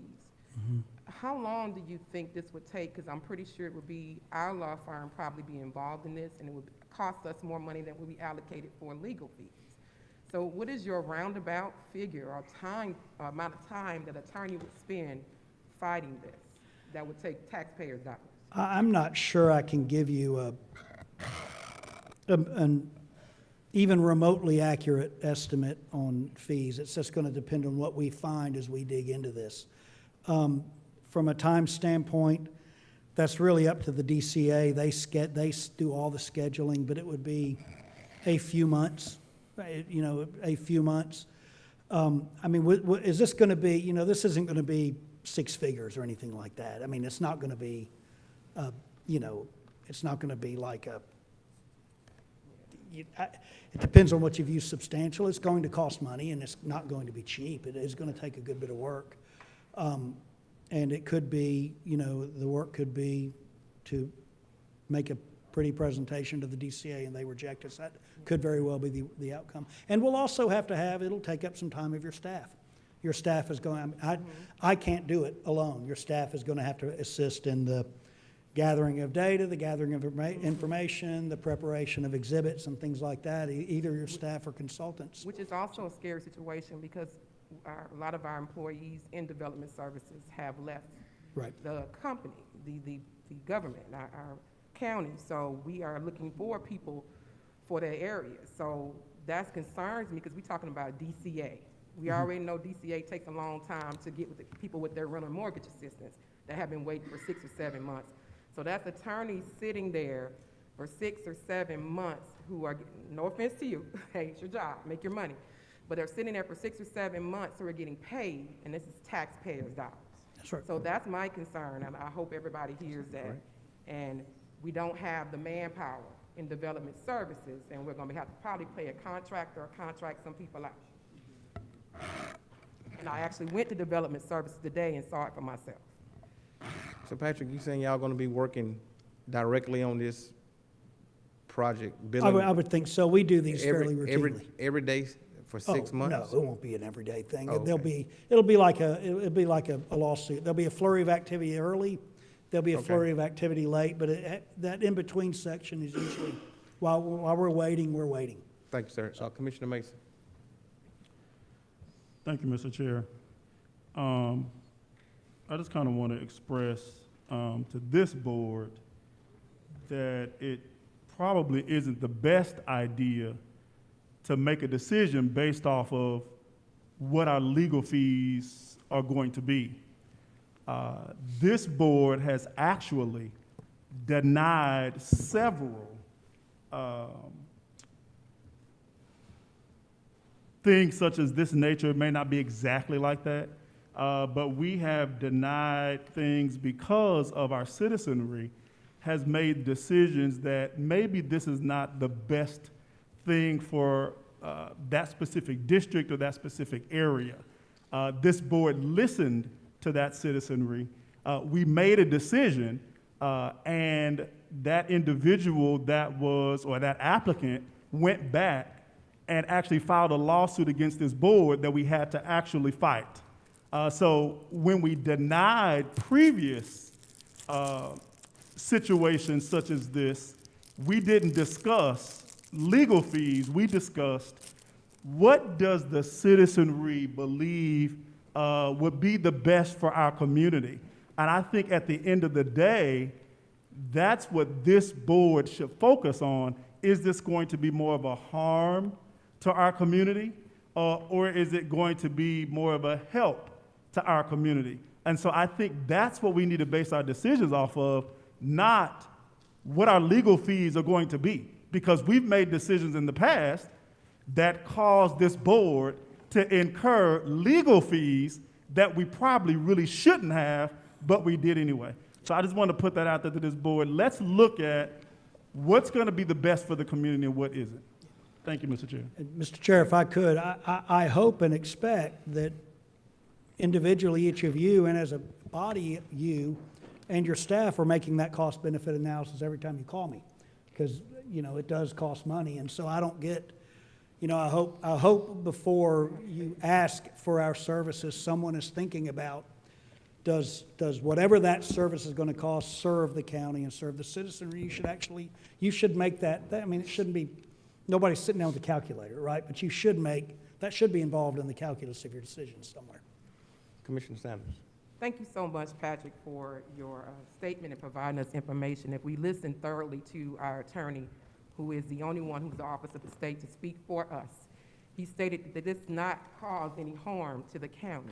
And he also based the stipulations. I don't need anybody to speak for me as a commissioner because my constituents voted me in to speak for myself in the district. So he stated what would be a harm and so forth. So as a commissioner, it is my fiduciary responsibility to ask about the finances of the county, to find out what it's going to cost the taxpayers if we move forward. It's also my responsibility to ask questions. If this goes to DCA, will the county be sued? So yes, we are going to make decisions in this county, but I do not, as Elena Sanders, need anyone to speak for me. All in favor? All opposed? It passed 3-2. Thank you.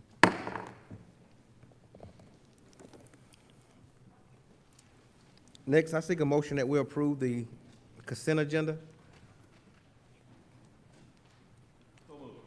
Thank you, sir. Can I get a second? Second. It's been motioned by Commissioner Edwards and second by Commissioner Mason that we approve the consent agenda. Any discussions? All in favor? 5-0. I got it. I'm gonna take an opportunity now to use chairman's privilege to bring up our law consultant. I do understand he got other business that he has to be at pretty soon here. So, sir, if you would please come on up.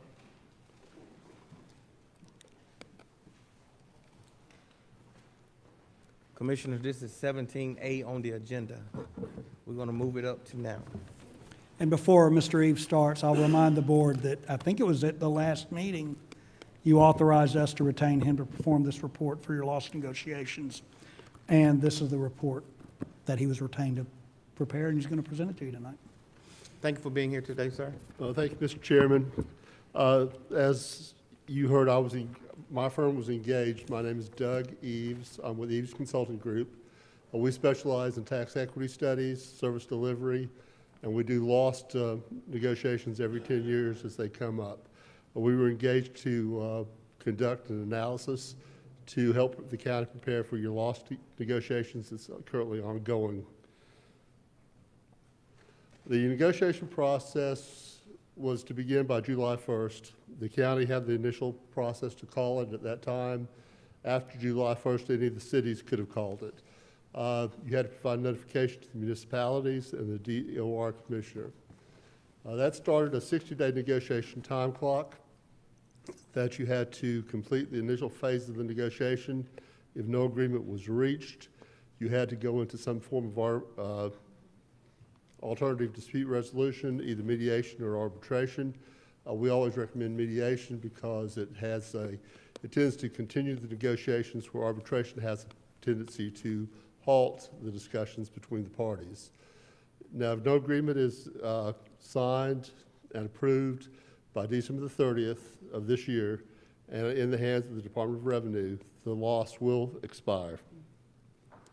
If the loss expires, it would require a new referendum by the county and the cities as part of the Loss Special Service District to re-engage the lost. Or the county has options that the cities do not have. You could engage a homestead option sales tax as a replacement of lost. It's not something that we recommend. It's a long, drawn-out process, but it does tend to benefit your residential homestead properties as opposed to the way lost does. And we can discuss that in more detail if the commission has any questions on that point. But the expectations and the hope is that the county and the cities will reach a loss negotiation during the process that you're going through. The purpose of lost is to provide property tax rollback equal to the amount of revenue that you receive from the lost. In fact, that's a condition precedent of the tax, is that you have to roll back the property tax on all of the digests, both the county and the city, on their tax bills, for the purpose of assisting each political subdivision in funding all or any portion of those services which should be provided by the governing authorities. And I've shortened this quite a bit. I've submitted an entire PowerPoint presentation for your consideration to use during your initial meeting. But for the sake of brevity tonight, I've tried to synopsize just the key points, and then you have my entire report that I believe was handed out tonight to all of the commissioners to review. And then we can always come back together and answer any questions that you might have, because we do have to prepare an opening offer to get into the next meeting. And I'm going to make my recommendation tonight when I get through the last few slides. And then I'll wait for the guidance and direction of the board on what position you want to take. And if you want me to go to the next mediation and make my entire PowerPoint presentation, which would be the case supporting the county's position on what your loss share should be. We look at 3 negotiation issues during the whole process. Is it fair and equitable? Does it provide fair and equitable tax relief to all the entities?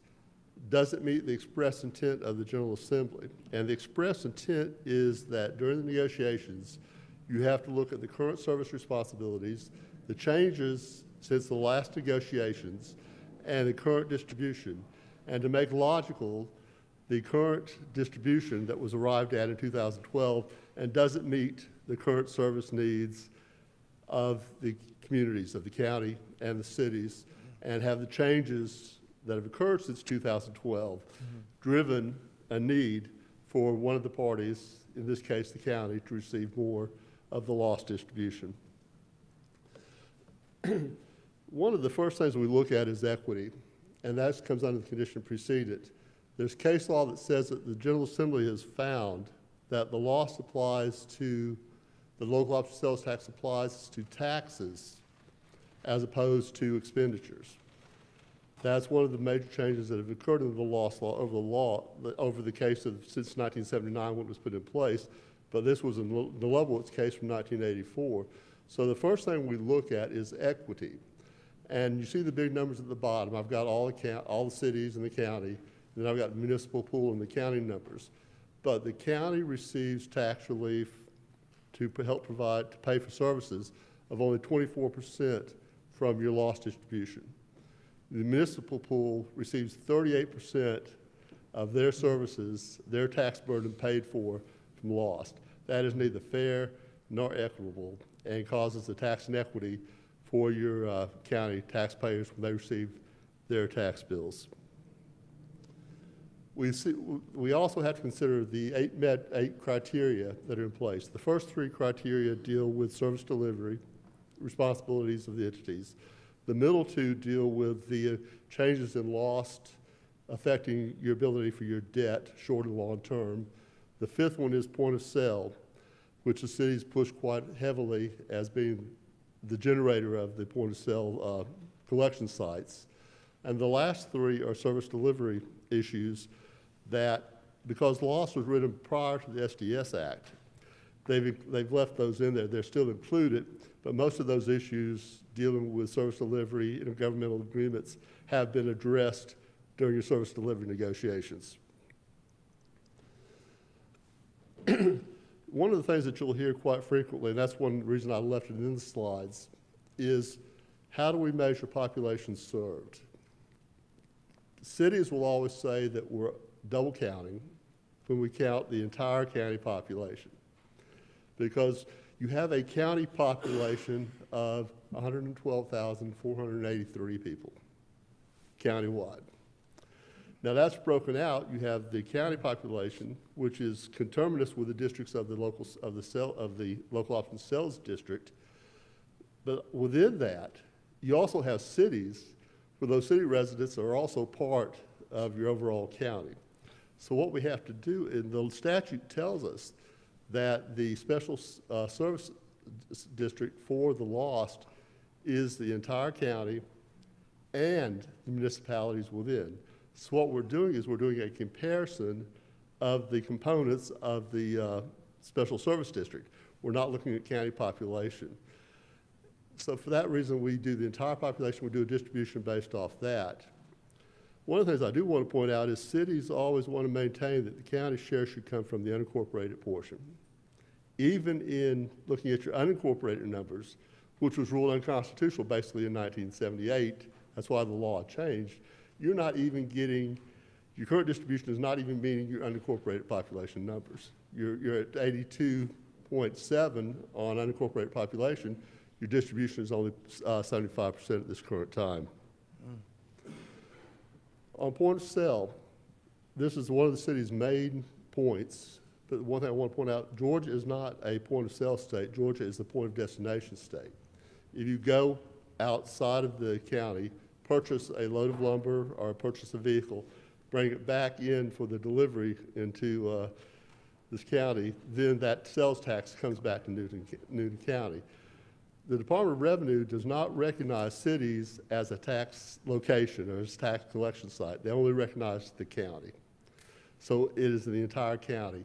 There's no mutually exclusive data that measures point of sale at the sub-county level. Plus every citizen, every shopper, every store, every restaurant in any of the municipalities is also in the county and receives or at some point is eligible for county services that have to be paid for out of your general fund.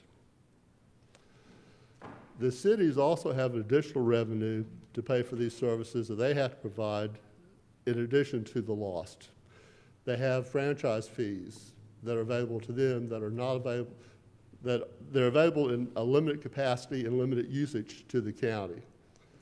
They have general business licenses. The cities are covering 4.6% of their total budget from those fees. The county is only covering 1.38, but you have to remember that the money that you receive has to be used in your unincorporated area. It's not to be used in your overall general fund budget allocation. The city of Covington also has a great deal of transfers from their utility funds going into the general fund to subsidize their county or their city operations. In 2021, it was 34% of their expenditures were covered by the revenues generated from their gas and electric utilities. That also raises a second question. Item criteria 7 talks about subsidization. Does one group of taxpayers pay for services that benefit another group of taxpayers without the benefit? During SDS, you've addressed double taxation for services you provide in the unincorporated area to make sure that the incorporated taxpayers are not paying for those services that primarily benefit them. There's no mechanism in place in law other than loss to address issues where the city is using revenues from an unincorporated taxpayer or unincorporated citizen to provide municipal services.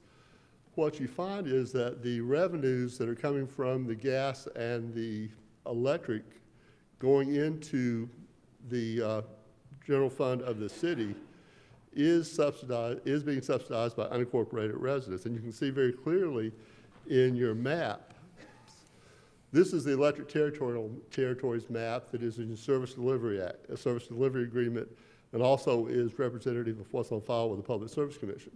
If you look at the green area, that is the entire area that is covered by the City of Covington's electric utility company.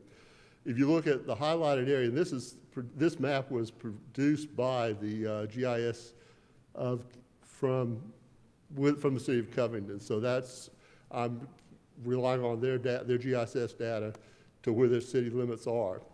But if you'll see, there's a tremendous area. It's almost probably 60-40 of the area outside of the city limits that is paying that excess proceeds that are now being used to fund city services that are being paid by an unincorporated resident that does not receive any benefit from those services.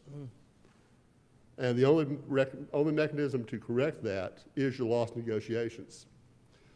Again, when you look at natural gas, this map comes from the same source, from your SDS.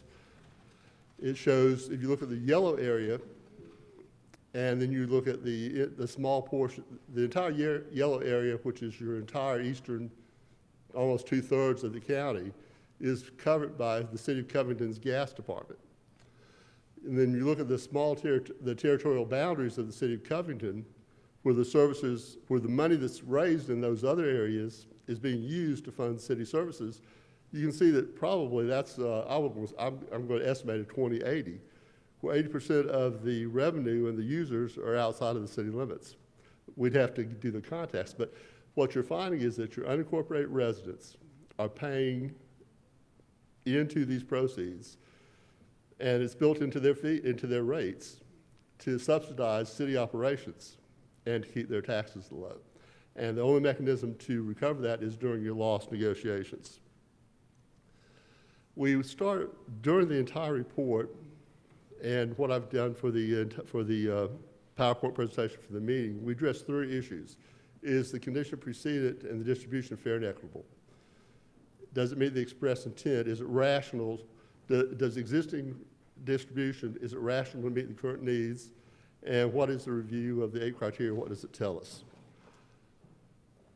It gives us several numbers, but they're all in the same range. Equity would require the county to have 82% loss distribution, with the municipal pool receiving 18. The per capita distribution per person in providing services will require an 85-15. The changes since the last negotiation calculates down to an 87% for the county, 13% share for the cities. The 8 criteria that we looked at would be 78 for the county and 22 for the municipalities. And when you look at the unincorporated municipal population, which should be your bottom line number, you should never receive less than your unincorporated population number, would be 8317. Of course, that would be to your discretion and guidance how you want to approach these negotiations. What my recommendation is that you look at these numbers, look at this data. Your attorneys have reviewed my report. I think all of you received it tonight for the first time. I don't believe the initial meeting has been set yet as a time. Is that correct? So we have a little bit of time, but we are going to have, it depends on when the letter was sent to the Department of Revenue Commissioner as to when that clock starts running. We have 60 days. But there are no lost police out there that says you have to actually start on a 60 day. You just have to be prepared to proceed to mediation or negotiation with the cities. If you've not had that initial meeting yet, that will be the first phase. See where everybody's position is, let them hear ours, then we hear theirs, go back, and then we go on into mediation where each side gives a couple of mediators and you agree on one, and then you have your next steps in meeting. The next steps for this board would be to, in the next week or 10 days, to establish a meeting date with the cities to start the loss negotiation, and internally with your staff and with your council, and I'm available to participate in that as well, to arrive at what your opening offer will be to the cities. And then I've already prepared the PowerPoint. All I have to do is plug in your offer, and we're ready to make the case. It's a little bit more extensive. It will take me about 35, 45 minutes to make that entire case. That's why I tried to be brief today, and I hope I stay within the time limits. Thank you. Thank you, sir. Any questions? Thank you so much. Thank you. I appreciate it. Thank you. Any questions, Mr. Sims? No, sir, Mr. Chairman. I think Aaron Myers just wanted to kind of come up and just give a quick, brief summary from the report.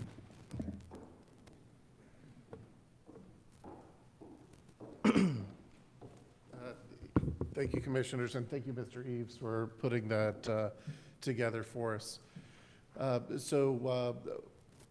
The bottom line, I'd say, as you know, loss has to be renegotiated every 10 years. So we're in that 10th year now. We have to decide what we're going to do going forward. The prior 10-year cycle, the county had 74% of the revenue. and then the cities divided up 26. Based on Mr. Eves' analysis of the factors involved, that number should be between 78 and 87 for the county. And so at some point, we need to get from 74 up to whatever number that the Board of Commissioners determines is appropriate. That's certainly going to take some work and cooperation between the county and the cities. Within the next few weeks, we need to set up a meeting with the cities where they can tell us where they're at on lost, and we can tell them where we're out on lost. Most likely, then we'll have to schedule a mediation to follow up. And at the end of the day, we have to get an agreement by December 31st. The consequence if you don't get that new loss certificate done by that date is the tax stops. The city and the county both rely on this revenue.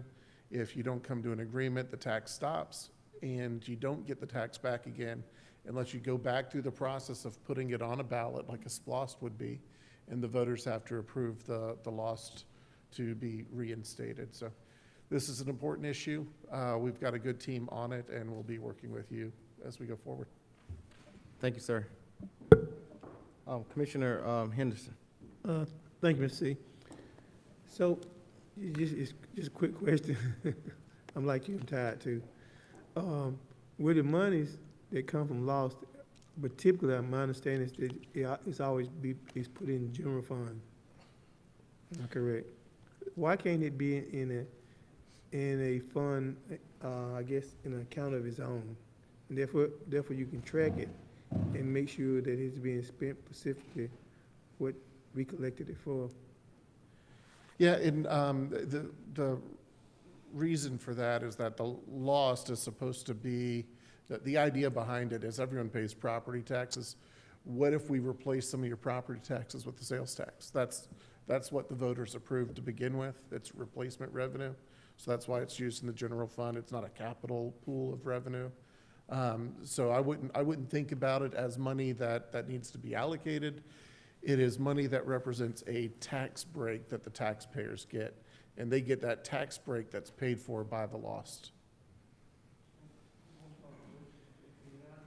I understand exactly what you're saying, but how can I know exactly what's being paid if it's just out there? Like if I had a pocket full of money and I'm going to the stores, I'm just buying stuff, and unless I had stuck some in my right pocket, some in my left pocket, I said, well, the right pocket for bill, my left pocket for clothes, I wouldn't know where it's going. It could be going on anything. Yeah. I'm just trying to keep track of that 15 or a few million of dollars to make sure that it's being allocated to what we believe it's being allocated to. So just throw it out there.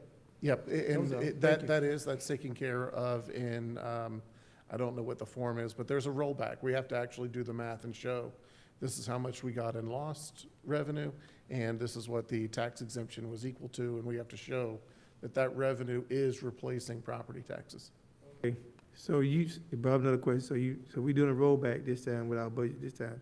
So lost is covering or paying for some of that rollback. Well, there's two different types of rollbacks. I think we're getting into the weeds here. There's two different types of rollbacks, but the lost is 100% of that lost revenue is money that the taxpayers don't have to pay in their property taxes. So the money isn't, with lost, we don't look at what projects it pays for, we look at what revenues it replaces, if that makes sense. It goes into the general fund because that's where the property tax dollars were going. And instead of putting those property tax dollars in there, we're putting the lost money in. Thank you. Thank you. Thank you, sir. All right. Thank you, guys. Next item on the agenda is item number 10. Cornish Creek, Mr. Brown, if you would, please come on down.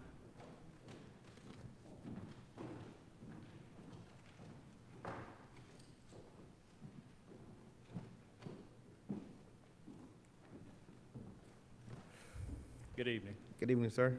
We request approval for a contract that we did an RFP for C2I, one of the bidding process to replace aging equipment for our SCADA system. The contract is not to exceed $223,690. Thank you, sir. Commissioner, I seek a motion, please.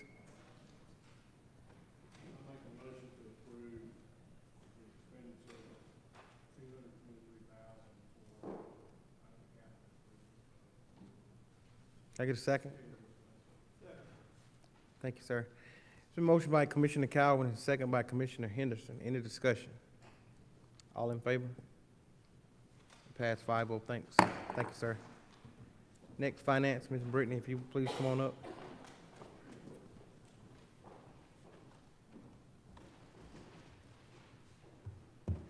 Good evening. Good evening. Tonight I have 4 budget transfers that we are requesting approval for, and I think that I would like to do 4 different votes on it, if that's okay, because some of them are fiscal year 22 and some are fiscal year 23. Okay. There's 4 in your packet, and I have numbered them, so I will start with number 1. Number 1 is a FY22 budget amendment, and this is to cover some positions that were filled that were Hold on one second. Hold on Yes. one second. Guys, we're in a live meeting. If y'all could. Thank you, ma'am. Go Thank ahead. you. These were Thank for you, Steve. positions that were budgeted in our contingency for new positions line, and these are to cover a part-time magistrate judge, a GIS intern, and 4 public works operators. Are there any questions? Seek a motion, please.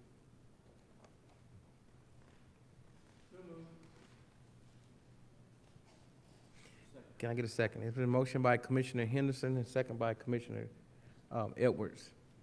Any discussion? All in favor? It passed 5-0. Thank you. Budget amendment number 2 is also for fiscal year 22, and this is to cover the overage of our fleet department. The fleet department was over as a whole, so we need to transfer some funds into their department, so this is not a write-up in our audit. And they were over as a whole due to the increase in parts and then a few costly fire engine repairs. And so that we need to move in $178,329 into their department. And what's covering that is a revenue of $8,471 we received for reimbursement and damaged property, and then the remaining is coming from just an increase in our loss collections because we did receive more in all our loss collections than what we budgeted for. Are there any questions on this one? Let me get a motion. I seek a motion, please. It's been motioned by Commissioner Mason and second by Commissioner Edwards. Any discussion? Commissioner Sanders. It's not more so of a discussion. I just wanted you to explain what entails of the loss collection, because you have some citizens probably have no idea what that is and where the funding is coming from. Well, the loss collections is obviously the big presentation we just had, but that is the 1% sales tax, and we did budget. We budgeted $11,795,000 last year, and we ended up getting right around $13 million. So we do have an additional revenue in that, and that's where the increase is coming from. Any more discussion? All in favor? Pass 5-0. Thank you. The third FY22 budget transfer is to just increase our electricity line in our street light department by $5,000. We budgeted $900,000, and we were right at $904,000 for the year. So we're just moving in $5,000 in the expense line, and then we're increasing $5,000 in the revenue, because we do receive revenue for the streetlights back on property tax bills. So if you live in a neighborhood with streetlights, then you'll have a streetlight fee, and that's just offsetting. So we did receive more in streetlight fees, and so we're just offsetting the expense with that. Thank you. Any questions? Can I get a motion, please? Okay. It's been motioned by Commissioner Edwards and second by Commissioner Mason. Any discussion? All in favor? It passes 5-0. The fourth budget amendment is a FY23 budget amendment, and this is to move money from vacant positions in the development department to fund a consultant, and I think the county manager can go into detail a little bit more on this. Yes, thank you, Mr. Sims. Director White. So, Board, what we're asking for is currently we have several vacant positions in our Developmental Services Department, and we recognize that we've had some challenges on hiring those key positions, and we are looking at having an opportunity of having that service provided for us by consultants. What we plan on doing is having the budget in place and then going ahead and putting an RFP out to see if we can have someone provide that service for us. We still would like to have those positions out there, but we don't want to impact our ability to provide this service to our organization without having those key positions, and we think it's best to have consultant services in place for us. Thank you, sir. Guys, let's take a motion, please. So move that state about county manager. Can I get a second, please? Second. It's been motioned by Commissioner Edwards and second by Commissioner Mason. Any discussion? Commissioner Sanders. For the consultants that are needed for development services, have they already been put in place, or RFP has been put out for a bid? No, not yet. We plan on placing an RFP out for bid. Okay. All in favor? Pass 5-0. Thank you. Next on the agenda is item number 12, Public Works. Chester, if you would, please come on down.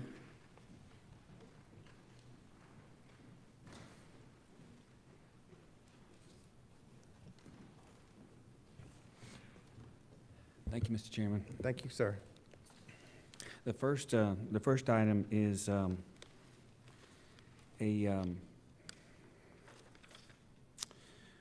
it's the ones requesting board approval for a supplemental agreement with GDOT to receive additional funding for the Yellow River Bridge replacement.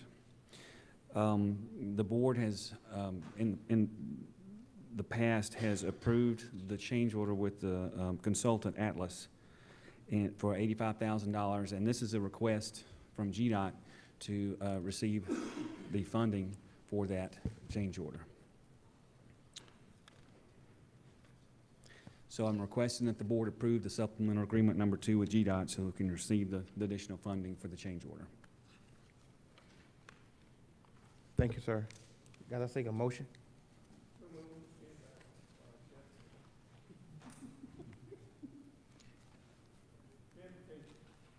Can I get a second, please? You fine. Can I get a second? Second. Thank you. It's been motioned by Commissioner Henderson and second by Commissioner Sanders. Any discussion? All in favor? It passes 5-0. Item number 13.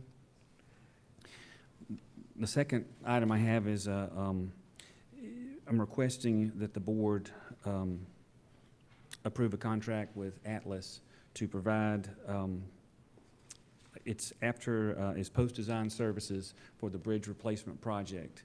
Atlas is the engineer of record, and they are required to do certain things after the preliminary design, and they have completed the design phase on this project. The services include items such as a 7-day erosion inspection, shop drawing review, structural inspections during construction, any plan revisions during construction, and the total cost is $30,500. And it is budgeted, right? It is. It would be coming out of the 13. 2017 SPLOST. Thank you, sir. I seek a motion, please.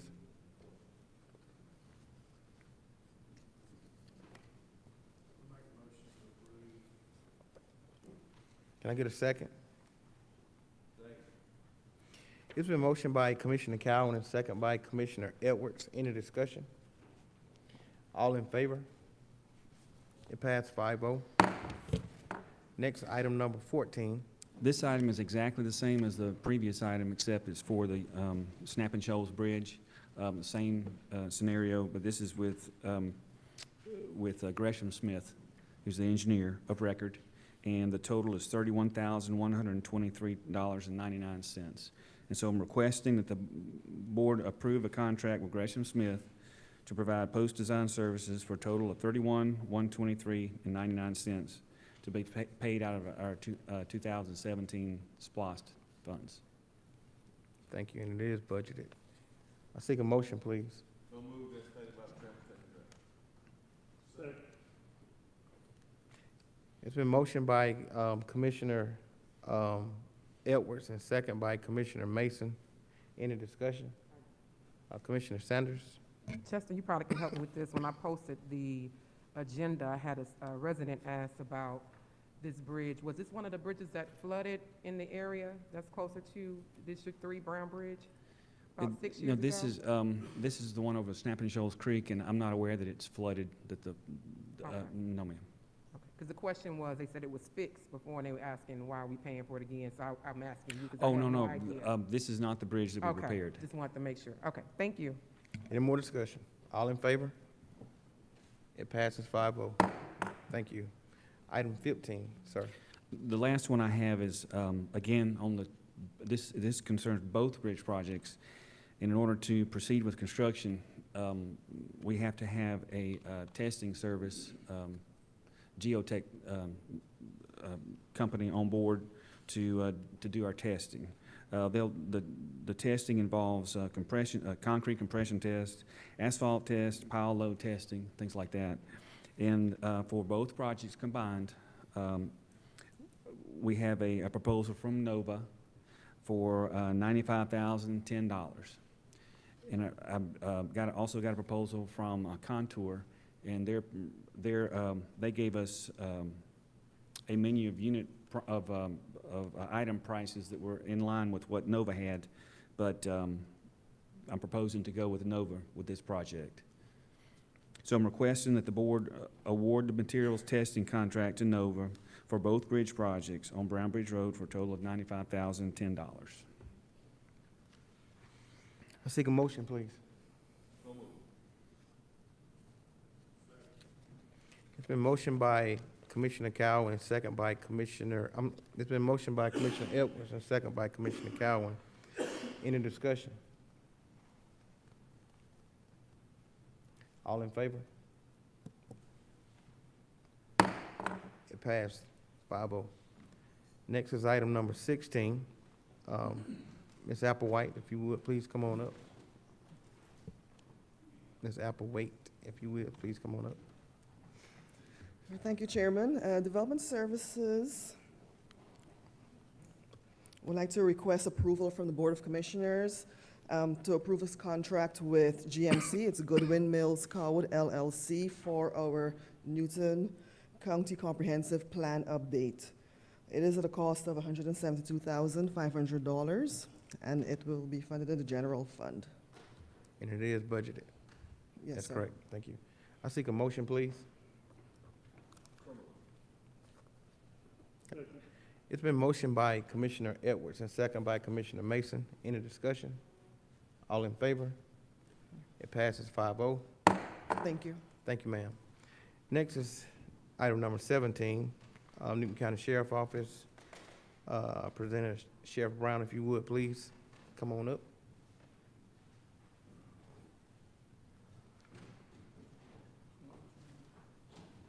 Number 17.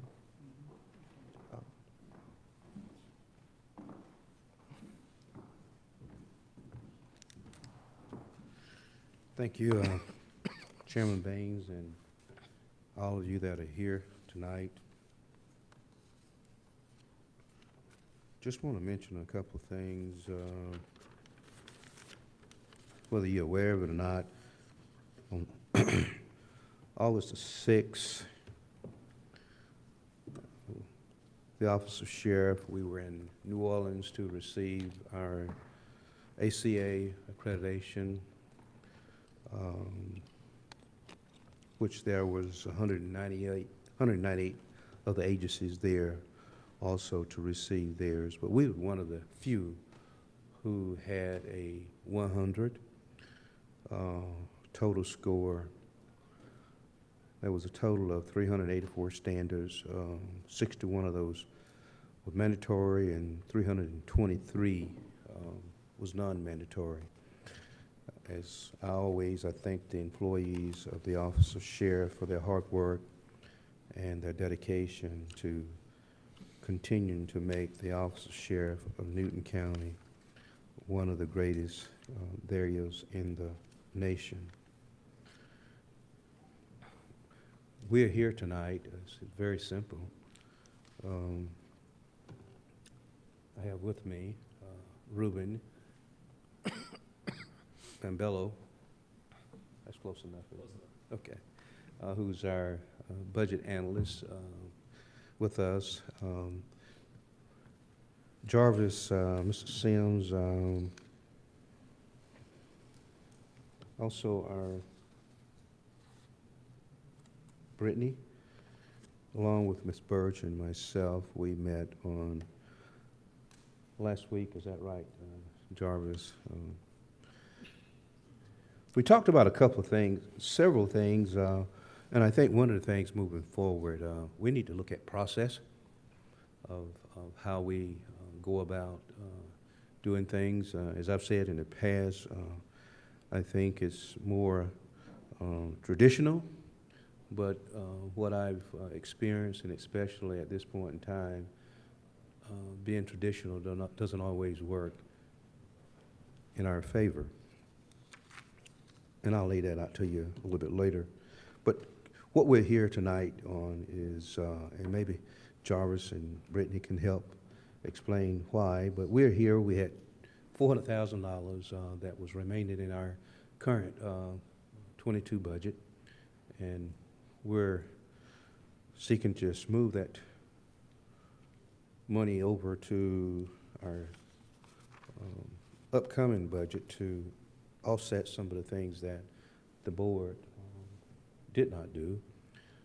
We did not receive any funding for vehicles, nor did we receive any funding for maintenance of the building.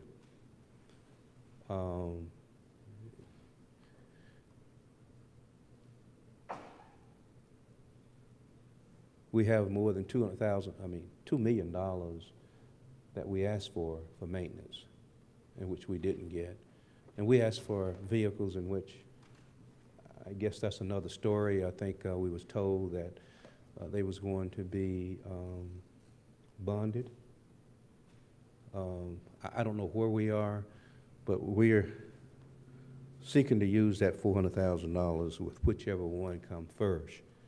Now, I know we talked about SPLOST, we talked about bonding, and however, we don't even know whether the SPLOST is going to pass. So we're going to take that $400,000 and try to use it to the best interest, and hoping that it will take care of the repairs. And it's putting you on notice that if we do have serious repairs, there is no funds to do any repairs at all. Is that by design? I don't know, but I'm just letting you know that's where we are.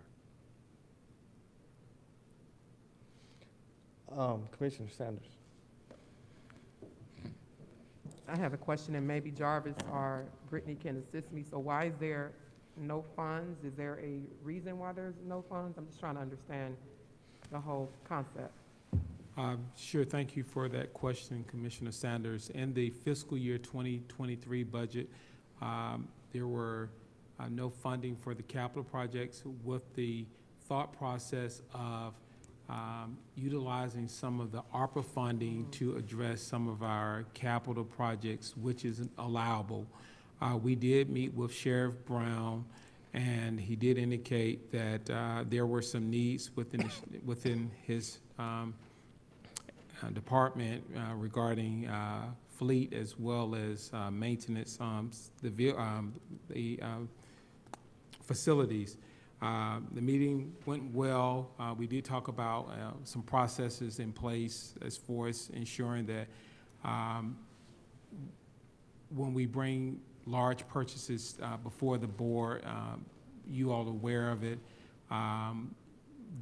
This particular process, what he's asking for now, is not necessarily the norm, but as far as without having any capital, a capital budget for them, we thought it would be the best solution for us right now. We also will be bringing back before you all some needs utilizing the ARPA funding, which, again, I want to emphasize it is allowable, and we have also looked to see what other counties are doing, and they are doing just as what we're asking, utilizing ARPA funding to address some internal needs within the county. Director White is here if you have any budget questions. Just to add on, for one, we should not utilize funds that has not been approved already by the Board of Commissioners, because it has to come before the board. So if we don't have a final decision on if the board decided to use those funds, then we should not bank on something that hasn't been voted on yet. So that's another one. But my understanding, and with all of us who has, I think all of us here are certified or went to ACCG, is with constitutional officers, if their funds are already allocated to them, they have the right and authority to utilize their funds. So we, as a board, really don't have that authority to stop a constitutional officer from utilizing the funds that have been allocated to them by law. So by as a courtesy, he comes to us, and we only can manage his budget, but we cannot determine how his funds are spent. That's the only thing we can do is manage the budget. And that's by law. You got it? Okay, So unless you have something else that's different from what we learned at ACCG and the law, please let me know. So Ma'am, I'm not implying that. My approach with any of our constitutional officers is having a relationship that we are working well together, we're communicating together, and I've expressed that with the sheriff. I've expressed that with any other of the constitutional officers, that my approach is working well and bringing things before you all in a timely manner that reflect our doing right by our funding from the county. So it was not an argumentative meeting with the sheriff. He brought the concerns with us. We recognize the matter, and that's why we have it here before you all. But it was not any way, and he can indicate that we tried to stop his role as a constitutional officer. Let me just say this. I got one more. Commissioner Edwards, go ahead. Thank you, Mr. Chairman. Thank you, Sheriff. So of the $400,000, where was the surplus in the previous budget? Where was that surplus? What line item is that, Ruben? Ruben is a genius. I'll let him do that. Yeah, we had a lot of vacancies, unfortunately, that weren't filled, and so that, contributed a lot to the surplus. I thought we had something put in place about 5 years ago that surplus money had to go back. Either we had to keep the money in the general budget or forfeit the positions. Didn't we put a resolution in place like 5 or 6 years ago? Well, I'm just going to ask Brittany, can you please come on up, I think I can respond to that. I don't think so. And going back to what Commissioner Sanders said earlier, I think it's the courtesy of the sheriff. It's the courtesy of the sheriff to cooperate with you, and I enjoy cooperating with you as it relates to budget. But once the monies or the budget is set and the funds are there for the office of sheriff, then it becomes the sheriff's responsibility to spend those funds. Is that right, Patrick? If the board wants me to respond, I'm happy to. As a general rule, once money is budgeted to any constitutional officer, that constitutional officer can expend those funds on anything appropriate for the performance of his or her duty. That's the general rule. There are some exceptions to that, but it's a general rule. That is, in fact, the law. So if you can, please come on up for a quick second. Thank you. I just would like to clarify the reason. Normally when the sheriff, like if this was 5 months ago, this would not have come to the board. But it's the fact that he has leftover money in his FY22 budget. FY22 is done and over. So in order for him to utilize that money, we can't just roll the money forward to FY23 because that's not how governmental accounting works. That's not how governmental budgeting works. So what this request is moving money from his budget, his county department budget, to a transfer out to capital improvement funds so he can utilize it in other years. And that's why it has to come to the board, because we're moving it from his department to another county department, and then in turn doing a transfer to another fund. Commissioner Henderson. Thank you. Thank you, Mr. C. Well, first of all, I know it's a little late. We thank you for the accreditation that the office chair have received. And if my memory serves me right, you have received one every year for how many years? The accreditation? Since 2010, if I'm not Okay, mistaken. for 2010. And I personally appreciate that. It makes our county look really good. So why is it that the sheriff has to come before the board every other meeting we can't resolve this because he is a constitutional officer. In fact, he is the top elected officer in Newton County. That he has to come, couldn't it be something that perhaps Ms. Brittany could we make some kind of a motion or something go for them as long as it's within his budget to receive him or any constitutional officer within our budget to receive those excess money to move within their budget. Why is it? I guess this question is to Patrick, if he can, what could we do in order to keep him from coming to here every other week about excess cash? So it's not a matter of control of the funds. It's a matter of what your budget refers to, the budgetary control level. So the way your budget is currently set, the board has to shift funds from that one budget allocation to the other.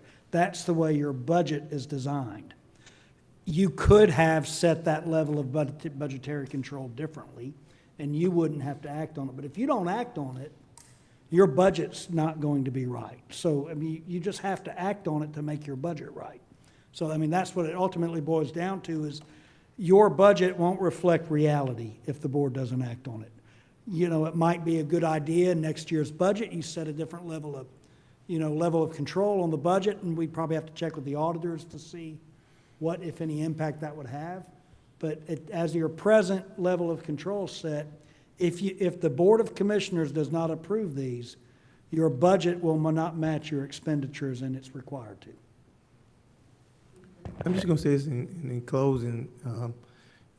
I've been fortunate enough, and don't know if what next year may bring, but all the other sheriff from Mr. Malcolm and the other sheriff who have been sheriff, they never have had this problem.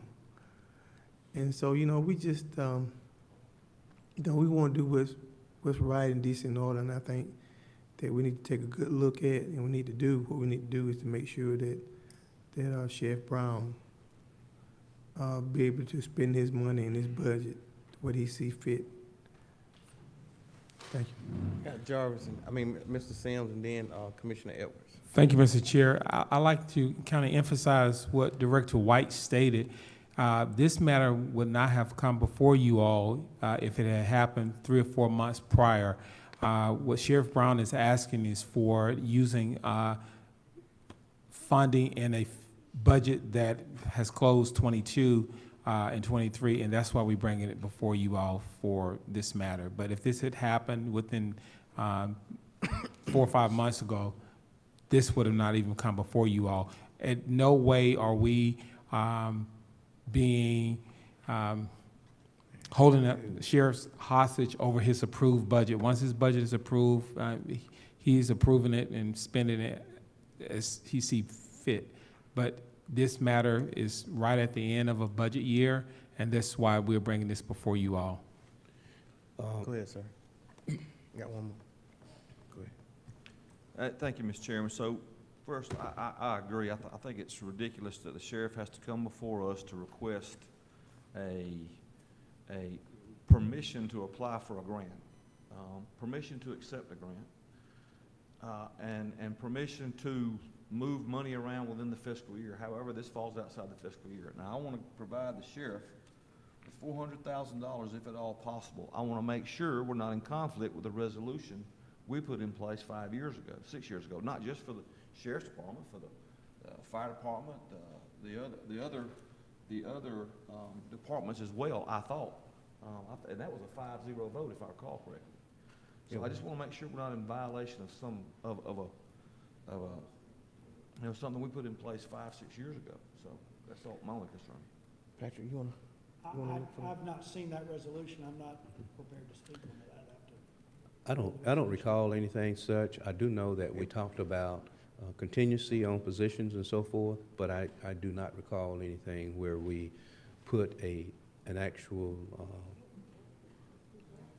I ain't void. I think it is a resolution in place. I think we just need to, so what can happen? If you want to move forward with approving this, you can approve this, I guess, contingent upon the resolution that's, if there's a resolution in place. Is that right, Patrick? You can do that? Yes, you can do it that way, Yeah. and we'll review it before they make the final trigger. We'll just make a confirmation. 1 second, go ahead, Sheriff, you had something else? yes, I was only going to say, I don't recall a resolution being put in place for money being carried over. However, I do recall something about positions being continuous, and I'll go ahead and open that door. We talked about positions and continued positions, and I agree with you, Commissioner Edwards, on those positions. And however, along the way, those positions supposed to have stayed in the contingency funds. Then those positions are supposed to roll back to us, in which they never did. We lost positions along the way.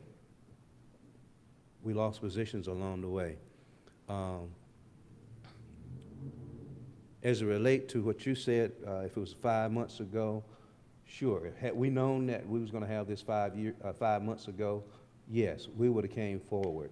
I thought we got within the time frame of the budget closing out. We started on this in July. The budget closed out when? June. The actual audit, for the audit. I mean, the audit, we closed the end of August. Right. But you have to send the money right to them. So that's where we are. Next thing we talked about was process. And to let you know where we are when we talk about process. And I hope we can do something about this. Again, when we talk about having to come back before the board for a PO or order cars or whatever the case may be. And I hope Brittany and Jarvis, we all talked about this the other day. For instance, tonight, if you grant that tonight, if we have to come back before the board to get a PO, it will be 3 weeks, I believe, from tonight, right? If Major would call, or someone would call tomorrow seeking vehicles,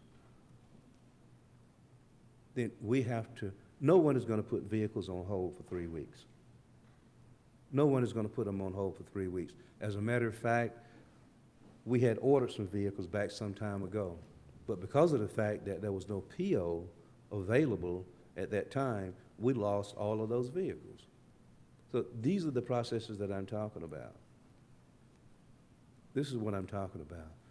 These are the processes. We just need to put processes in place that, and I understand what Patrick is saying when he talks about outlining the budget, so forth, and the necessary information. But the PO, if you would grant Brittany, Jarvis, authorization to move forward, if the money is allocated for that PO, then we wouldn't have to wait 3 weeks to come forward. The cars are gone. And that's what we have been up against. And we're going to continue to be up against that as long as we operate this manner. Commissioner Henderson? Thank you. Thank you, Ms. C. So Patrick, how would we, do this motion for the, $400,000, office share to receive, plus, making it easier, for the share to receive the, was the PO? Yes. I know, yeah, PO.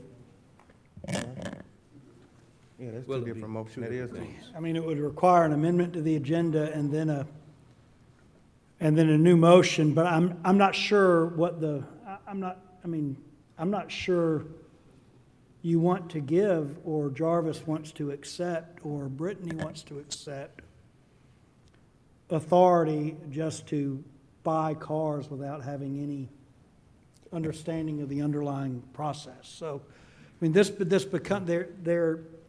there are some limitations on when constitutional officers use counties' finance people, that they do subject themselves to the county's finance department's procedures. So I think it seems like what's the request is for your finance officials to ignore the procedures that are in place for some purchases and for the constitutional officers. And that's an unworkable, in my mind, an unworkable spot to put your finance people in. So, I mean, it would, in an organization in a county that's much bigger and has budget funds available, oftentimes the constitutional officers have their own finance departments. And what you do every year is you just drop a check, maybe not every year, but every month or every quarter, you drop a check to the constitutional officer for that portion of the budget, and they administer their funds on their own. And that avoids this problem. But I think as long as our finance department is performing services for your constitutional officers, I think the rules that are in place to govern when they authorize and when they don't authorize should remain in place. And I think just for clarity, Patrick, what we were talking about, and I'll give you a prime example, and I think I shared this with Mr. Sims as well as Brittany. A prime example would be this. If the board allotted us $500,000 for cars, I'm just using that as one example, allotted us $500,000 for one, for vehicles. If we called to purchase two vehicles, and those two vehicles cost $100,000, the money is already where? Set aside in the budget for what? Those vehicles. That's what I'm saying, right? The money is set there for the vehicles. Someone along the way should have the privilege or the authority to issue a PO based on that money is already in that line item. That's all I'm saying.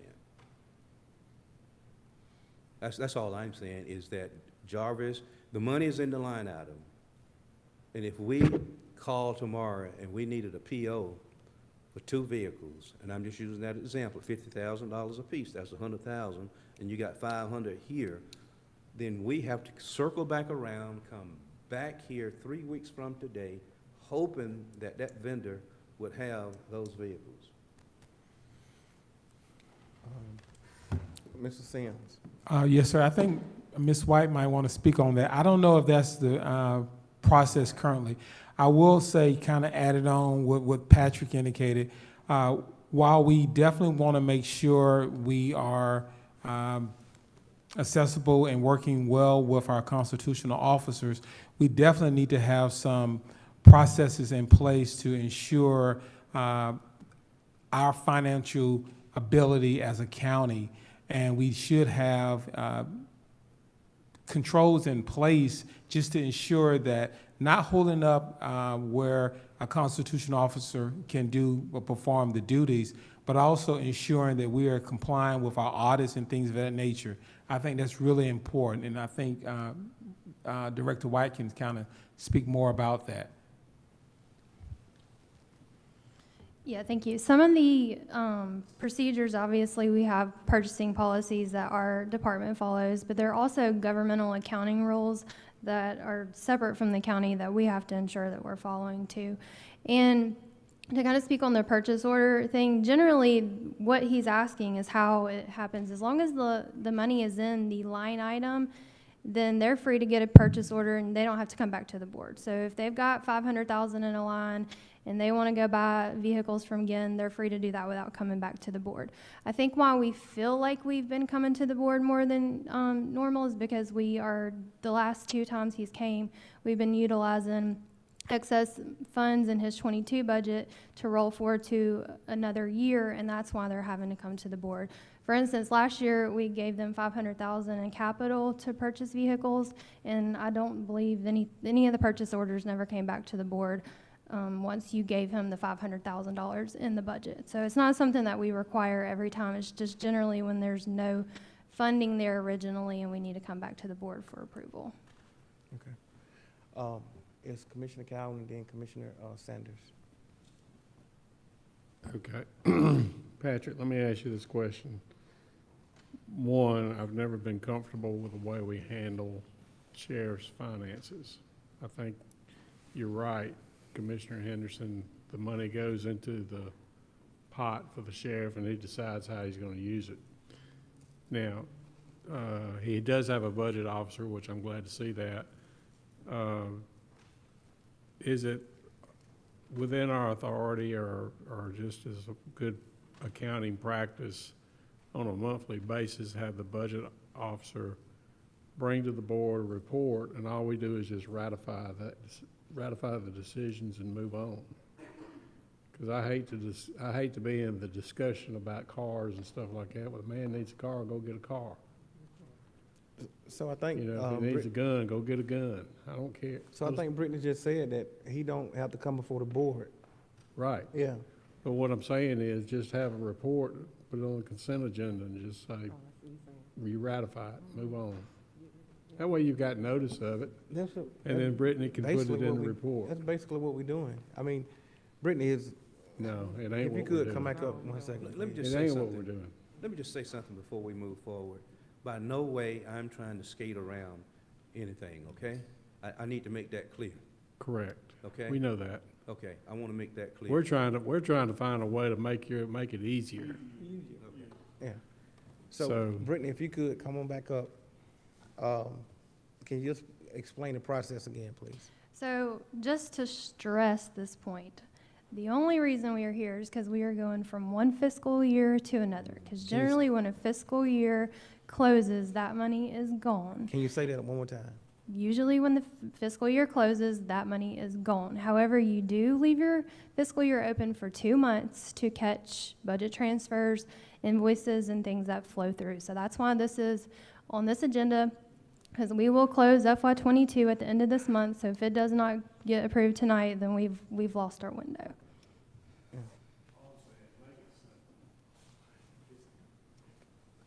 I say make it simple. It's just too cumbersome what we're doing. Commissioner Sanders. Before I move in it, isn't this money that you guys found that was not in your budget? Wasn't that something you came back? No, it was in the budget. It was unused money. Money that you It was didn't know you unused- had? Right, it was unused money. So it wasn't like you- okay. And our thought process that we was getting it in before the closing of the budget. The budget closed out in August. That's when the budget closed out, in August. Okay. All right, moving forward. And we started this process, Yes, sir. we started discussing this process last week. Patrick and Jarvis kind of took the words out of my mouth, what I had written here is standard operating procedures. I've been saying this since last year when I first got on the board, that we in the county don't have detailed standard operating procedures, or they may be procedures in place and legislation has passed and we haven't gone back and updated according to the legislation. So we really need to do that going forward to make sure that our processes are in place and that our new processes are outlining or aligning with new legislation that's put in place. Commissioner Mason. Thank you, Mr. Chair. So, Sheriff, is it a possibility going forward that your finance person will kind of look at, because we know when we set a budget, you know how much your budget is for the year from July 1 to July 1. Is it possible that maybe, say, in April or May, kind of revisit that budget and say, okay, well, what funds have we used? What funds haven't we used? To kind of see what is there, and then make an assessment at that point on, okay, well, if there's funds we haven't used before June, now let's figure out how we can take those funds and allocate them so that we're not in this position again where we're asking to transfer funds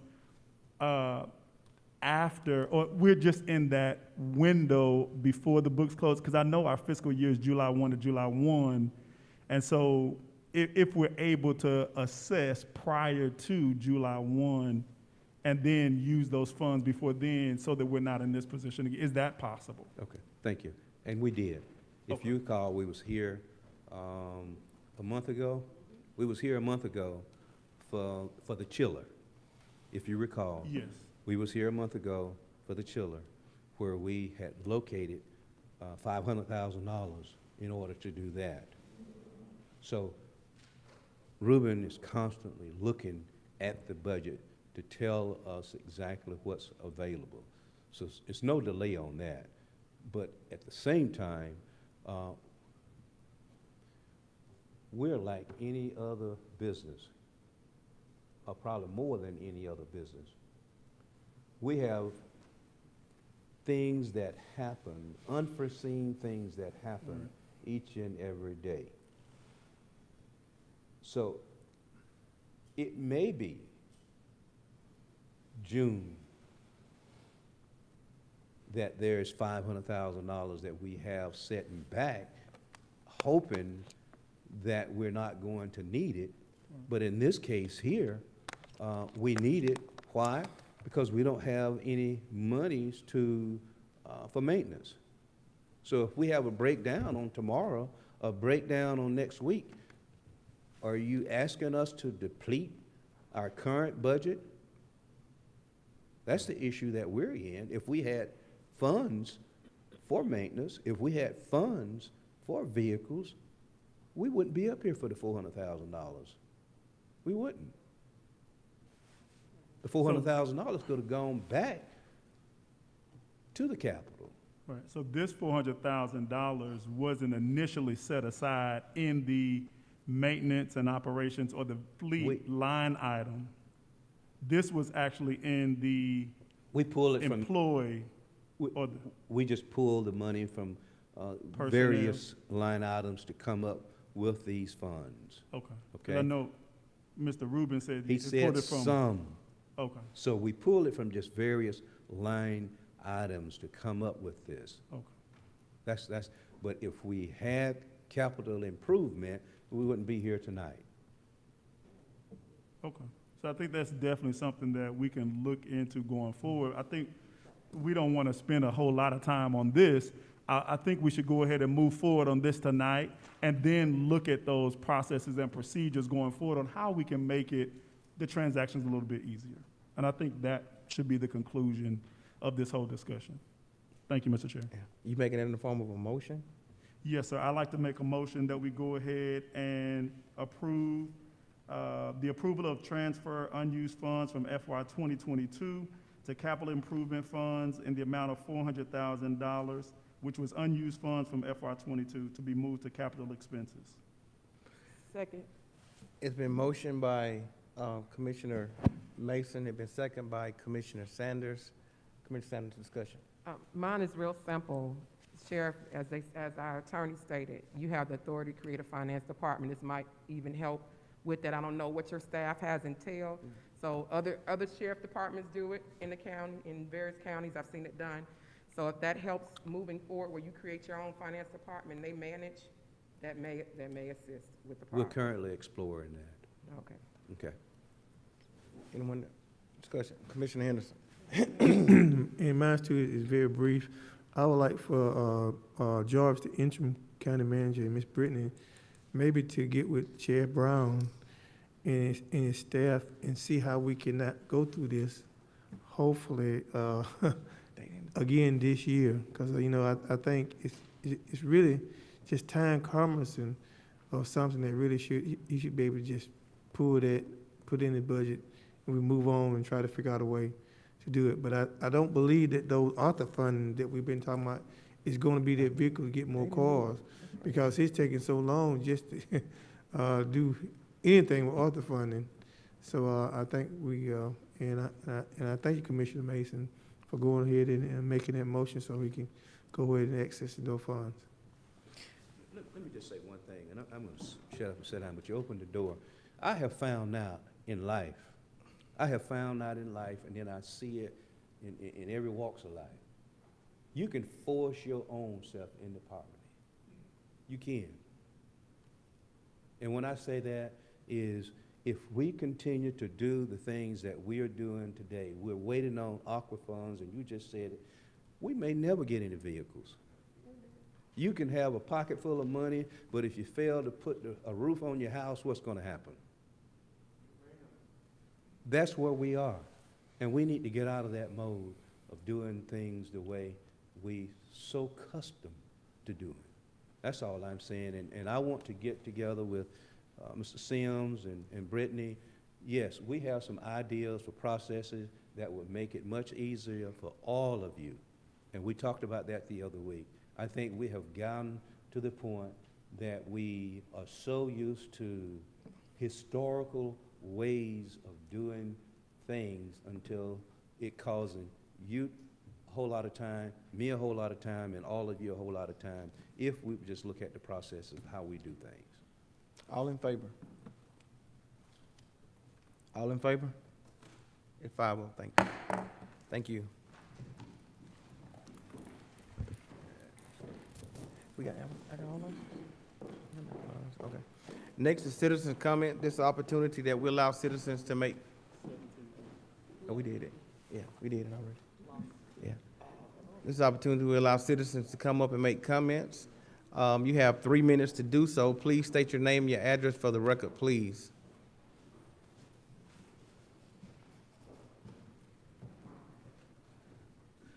Good evening, Board. My name is Nikki Church. My address is 105 Ascot Trace in the Hanley Mill subdivision. Tonight I wanted to say thank you on behalf of myself and a few of our the homeowners in our association, because our subdivision. We were here for 2 previous meetings about the conditions of our roads, as well as some overgrown areas in our subdivision, because we do not have a homeowner association. So I really came to acknowledge the board members on this evening for helping us. Mr. Jarvis, thank you. Wonka, Mr. Baines previously, we had some issues as well. This part is long overdue, that you all helped us with some illegal recreational vehicle stand. I texted you several times, and so I really just wanted, we publicly came and told you about the issues. I wanted to publicly come back and say thank you. You helped us to resolve some of those issues. Last Friday, the gentleman came out with this huge tractor trailer and cut those overgrown areas. We're still working on the road conditions. I think you might speak to that. But we just really wanted to publicly say thank you. You guys helped us tremendously, and we're very, very grateful. Thank you so much. Thank you. Good evening, sir. Good evening. My name is Robert Parker, 55 Hanley Mill Drive. I'm also a resident of Hanley Mill subdivision. Our road conditions are becoming more deplorable as we speak. The builder that's there, which is St. Ives Building, they are pulling out now because they have basically did all the construction as far as road-wise in that area. They had brought in heavy equipment. I counted on one day 64 tandem trucks loaded with crushed stone to bring in. Then the next day I counted 47 trucks coming in and out. Our roads wasn't constructed like that, and in addition, even if it was, our roads haven't been completed from the beginning, because the only thing that's there is stabilized base. There has been no top put on the roads. So what we're having now, we have depressions in our roads, some areas 3 inches, some areas 6 inches. And what that's creating is hazardous conditions for the drivers, because the drivers that are going up and down the main road there they're dodging these holes and the dips and everything, and they're coming close to hitting curbs, even hitting the kids sometime when they're waiting at the school bus stops. And it's becoming very hazardous. Right now, what's happening out there, we have a condition of what is called alligatoring. Alligatoring is when the macadam starts to break up and starts stretching under stress. If that isn't taken care of, what happens is it gets worse, and then when it rains, the water gets up under there, gets under the mud, and it just explodes. We have 4 locations that have already exploded. One is at Hanley Mill Drive and Hanley Mill Lane, and the blacktop actually came up and it's turning over now. We have another location at Aca and Hanley Mill Drive, and that's right at a bus stop, and that has turned over. I spoke to a gentleman today that was from the Department of Public Works Road Division, and he gave me a little insight how the county looks to do this, and he said that once they're done, the county will come in and assess it, and then they will come in and make whatever repairs necessary. That road cannot wait that long. There are like approximately 12 locations that need immediate attention, because if not, there's going to be accidents, could be fatalities, whatever, but it needs immediate attention. And as she said, they came out and took care of the vacant lots and the overgrown lots, and we really, really, really appreciate that. And we came here the last time, and your response was tremendous. I mean, you really did a great job as far as getting someone out there and taking care of that. But these roads really need some serious attention. And one of the locations is the Thank you. exiting Thank you, sir. 212. Yeah. So if you could take care of that, we appreciate it very much. Thank you much. God bless you. Anyone else? Anyone else? Commissioner Edwards. Can you hear me? Yes, sir. All right, here we go. So, I want to get with that gentleman and this young lady again before you leave, if you don't mind. But I want to say something else tonight. Make mention of something else tonight. I've been approached by some of our employees, and there's a concern. No good deed goes unpunished, right? When we gave the raises, the increases that we have now, I have to go back to my postgraduate days, but salary compression, wage compression. And if you would just, Mr. County Manager, if you would just get with HR and look at that across the departments and see where we've got that going on, probably in our larger departments, to include the sheriff and fire. That can be an unintended consequences of what we did with our budget and the increases. So if you would take a look at that and see if that exists, number one, and number two, what the remedies might be to help out with that, if you don't mind. Thank you, Mr. Chairman. Thank you, Commissioner Mason. Thank you, Mr. Chair. Just a couple announcements. Excited about the groundbreaking that we had at Denny Dobbs Park, the Phase 2 skate park last Tuesday, August the 9th. The projected completion for that project is either the end of 2022 or the beginning of 2023. So we're looking forward to the completion of that project, the Phase 2 of the skate park. Also, we're going to be having our Movies in the Park at Denny Dobbs Park, August 26th at 7:00 p.m. We're going to be showing the movie Cars. We're going to actually have an electric vehicle that's going to be there for anyone that wants to come out and look at the electric vehicles that are now being produced and manufactured. You can take photos with it, look on the inside of it, and really get an idea of what those electric cars or vehicles will look like. So we will have one on site. Also, we have the career fair and job placement for our veterans or anyone in our community that's looking for employment on Saturday, August the 27th at St. Paul AME. If you're not familiar with where St. Paul AME is, it is in District 2. It is near the area of Brown Bridge and Salem Road. And we will be there from 10 a.m. until 4 p.m. We even have some employers that will be able to hire immediately right there. So we're asking everybody to bring your resumes, things of that nature. There's also some training that you can get before the career fair. We have a digital flyer that's out on social media. You can call the number on the digital flyer. They'll tell you what certifications you can get prior to the actual career fair, and so that you'll be in a position to be able to immediately take advantage of a job right there on the spot. We're going to also, it has been confirmed that we will have our mobile vet there for our veterans. Our U.S. Department of Veterans have confirmed that we will have that vehicle there for our veterans as well. We are really in a position now where we're having to deal with mental illness, and so this is one of the things that mobile vet will be able to kind of help assist our mobile veterans that are having a hard time getting into the VA, or it's taking them an extensive time to get into the VA. This will be an opportunity where this mobile vet can now go around to different locations and places to be able to provide them with the services that they duly deserve if they are having a hard time getting into the VA. So those are just some of my announcements. Thank you, Mr. Chair. Thank you, sir. Commissioner Sanders.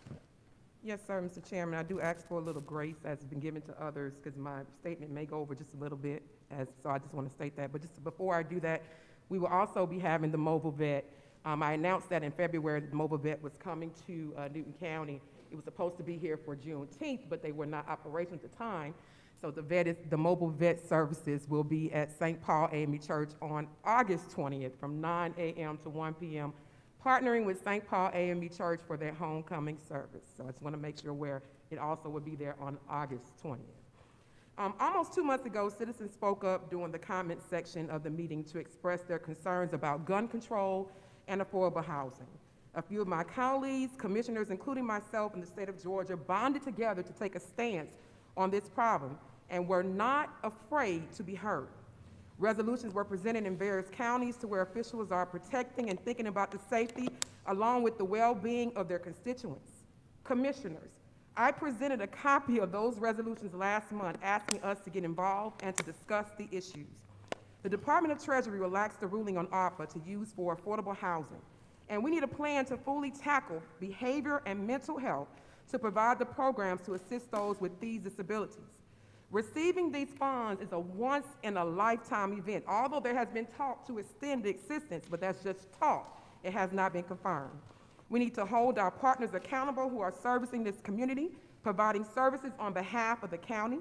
That means every partner receiving appropriation from the county and not singling out just a few.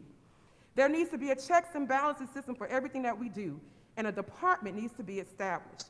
This is not only singling out Newton County, it must be an issue across the state because there is current legislation being proposed where officials and various authorities are abusing their power and is brought forth.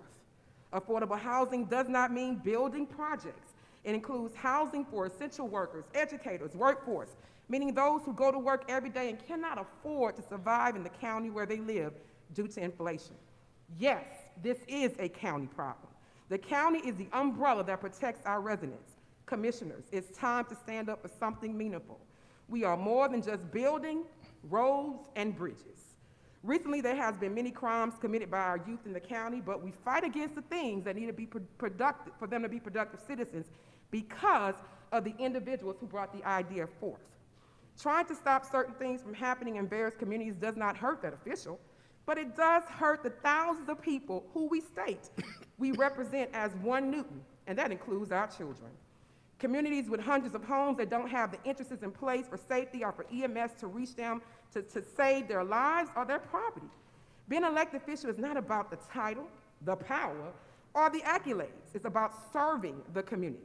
You can't call yourself a public servant if you're not willing to serve. It's time to be the public servants and include everyone, making sure that decisions we make are not for selfish reasons, personal gain, but for the people. To my fellow neighbors, the ones we include in the Newton County family, the one Newton family. It's time out for us complaining behind the scenes and to stand up and speak out for what is right and what is wrong, no matter the cost. In the past, many were scared of speaking out because they were singled out from standing up. Well, someone has to stand up to make a difference. It's also time to attend the various meetings within our community to make sure that your officials, authorities, board members, and everyone put in place to serve you are making the right decisions regarding our livelihood in this county. That means everyone's livelihood, no matter where they reside. It's time out for personal agendas because we are uncomfortable with change of the people who are in place. If we want to call ourselves One Newton, let's exemplify how we're going to get there. And on that other note, I'm honored also to be chosen to go on another peer-to-peer learning with NACO to Ohio. Thank you so much. Commissioner Henderson.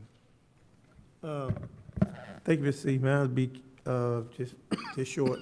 I would like to take this opportunity to thank the District 4 family that I've been blessed for several years to be a small part of that particular family, for standing up with me for Nelson Heights. And they said, no, they said, don't we worry about not getting the funding for months, because your author funding, first of all, they said, well, we know that's not coming through. Don't you worry about getting assistance from the county. Said, we will hold you up. And I thank the people and the children and their families who came and said, we're gonna stand with you and we're gonna make this work regardless. Thank you, Mr. C. Commissioner Cowan. Thank you, sir. Mr. Sint, you have anything? You have anything? I seek a motion that we adjourn, please. Can I get a second?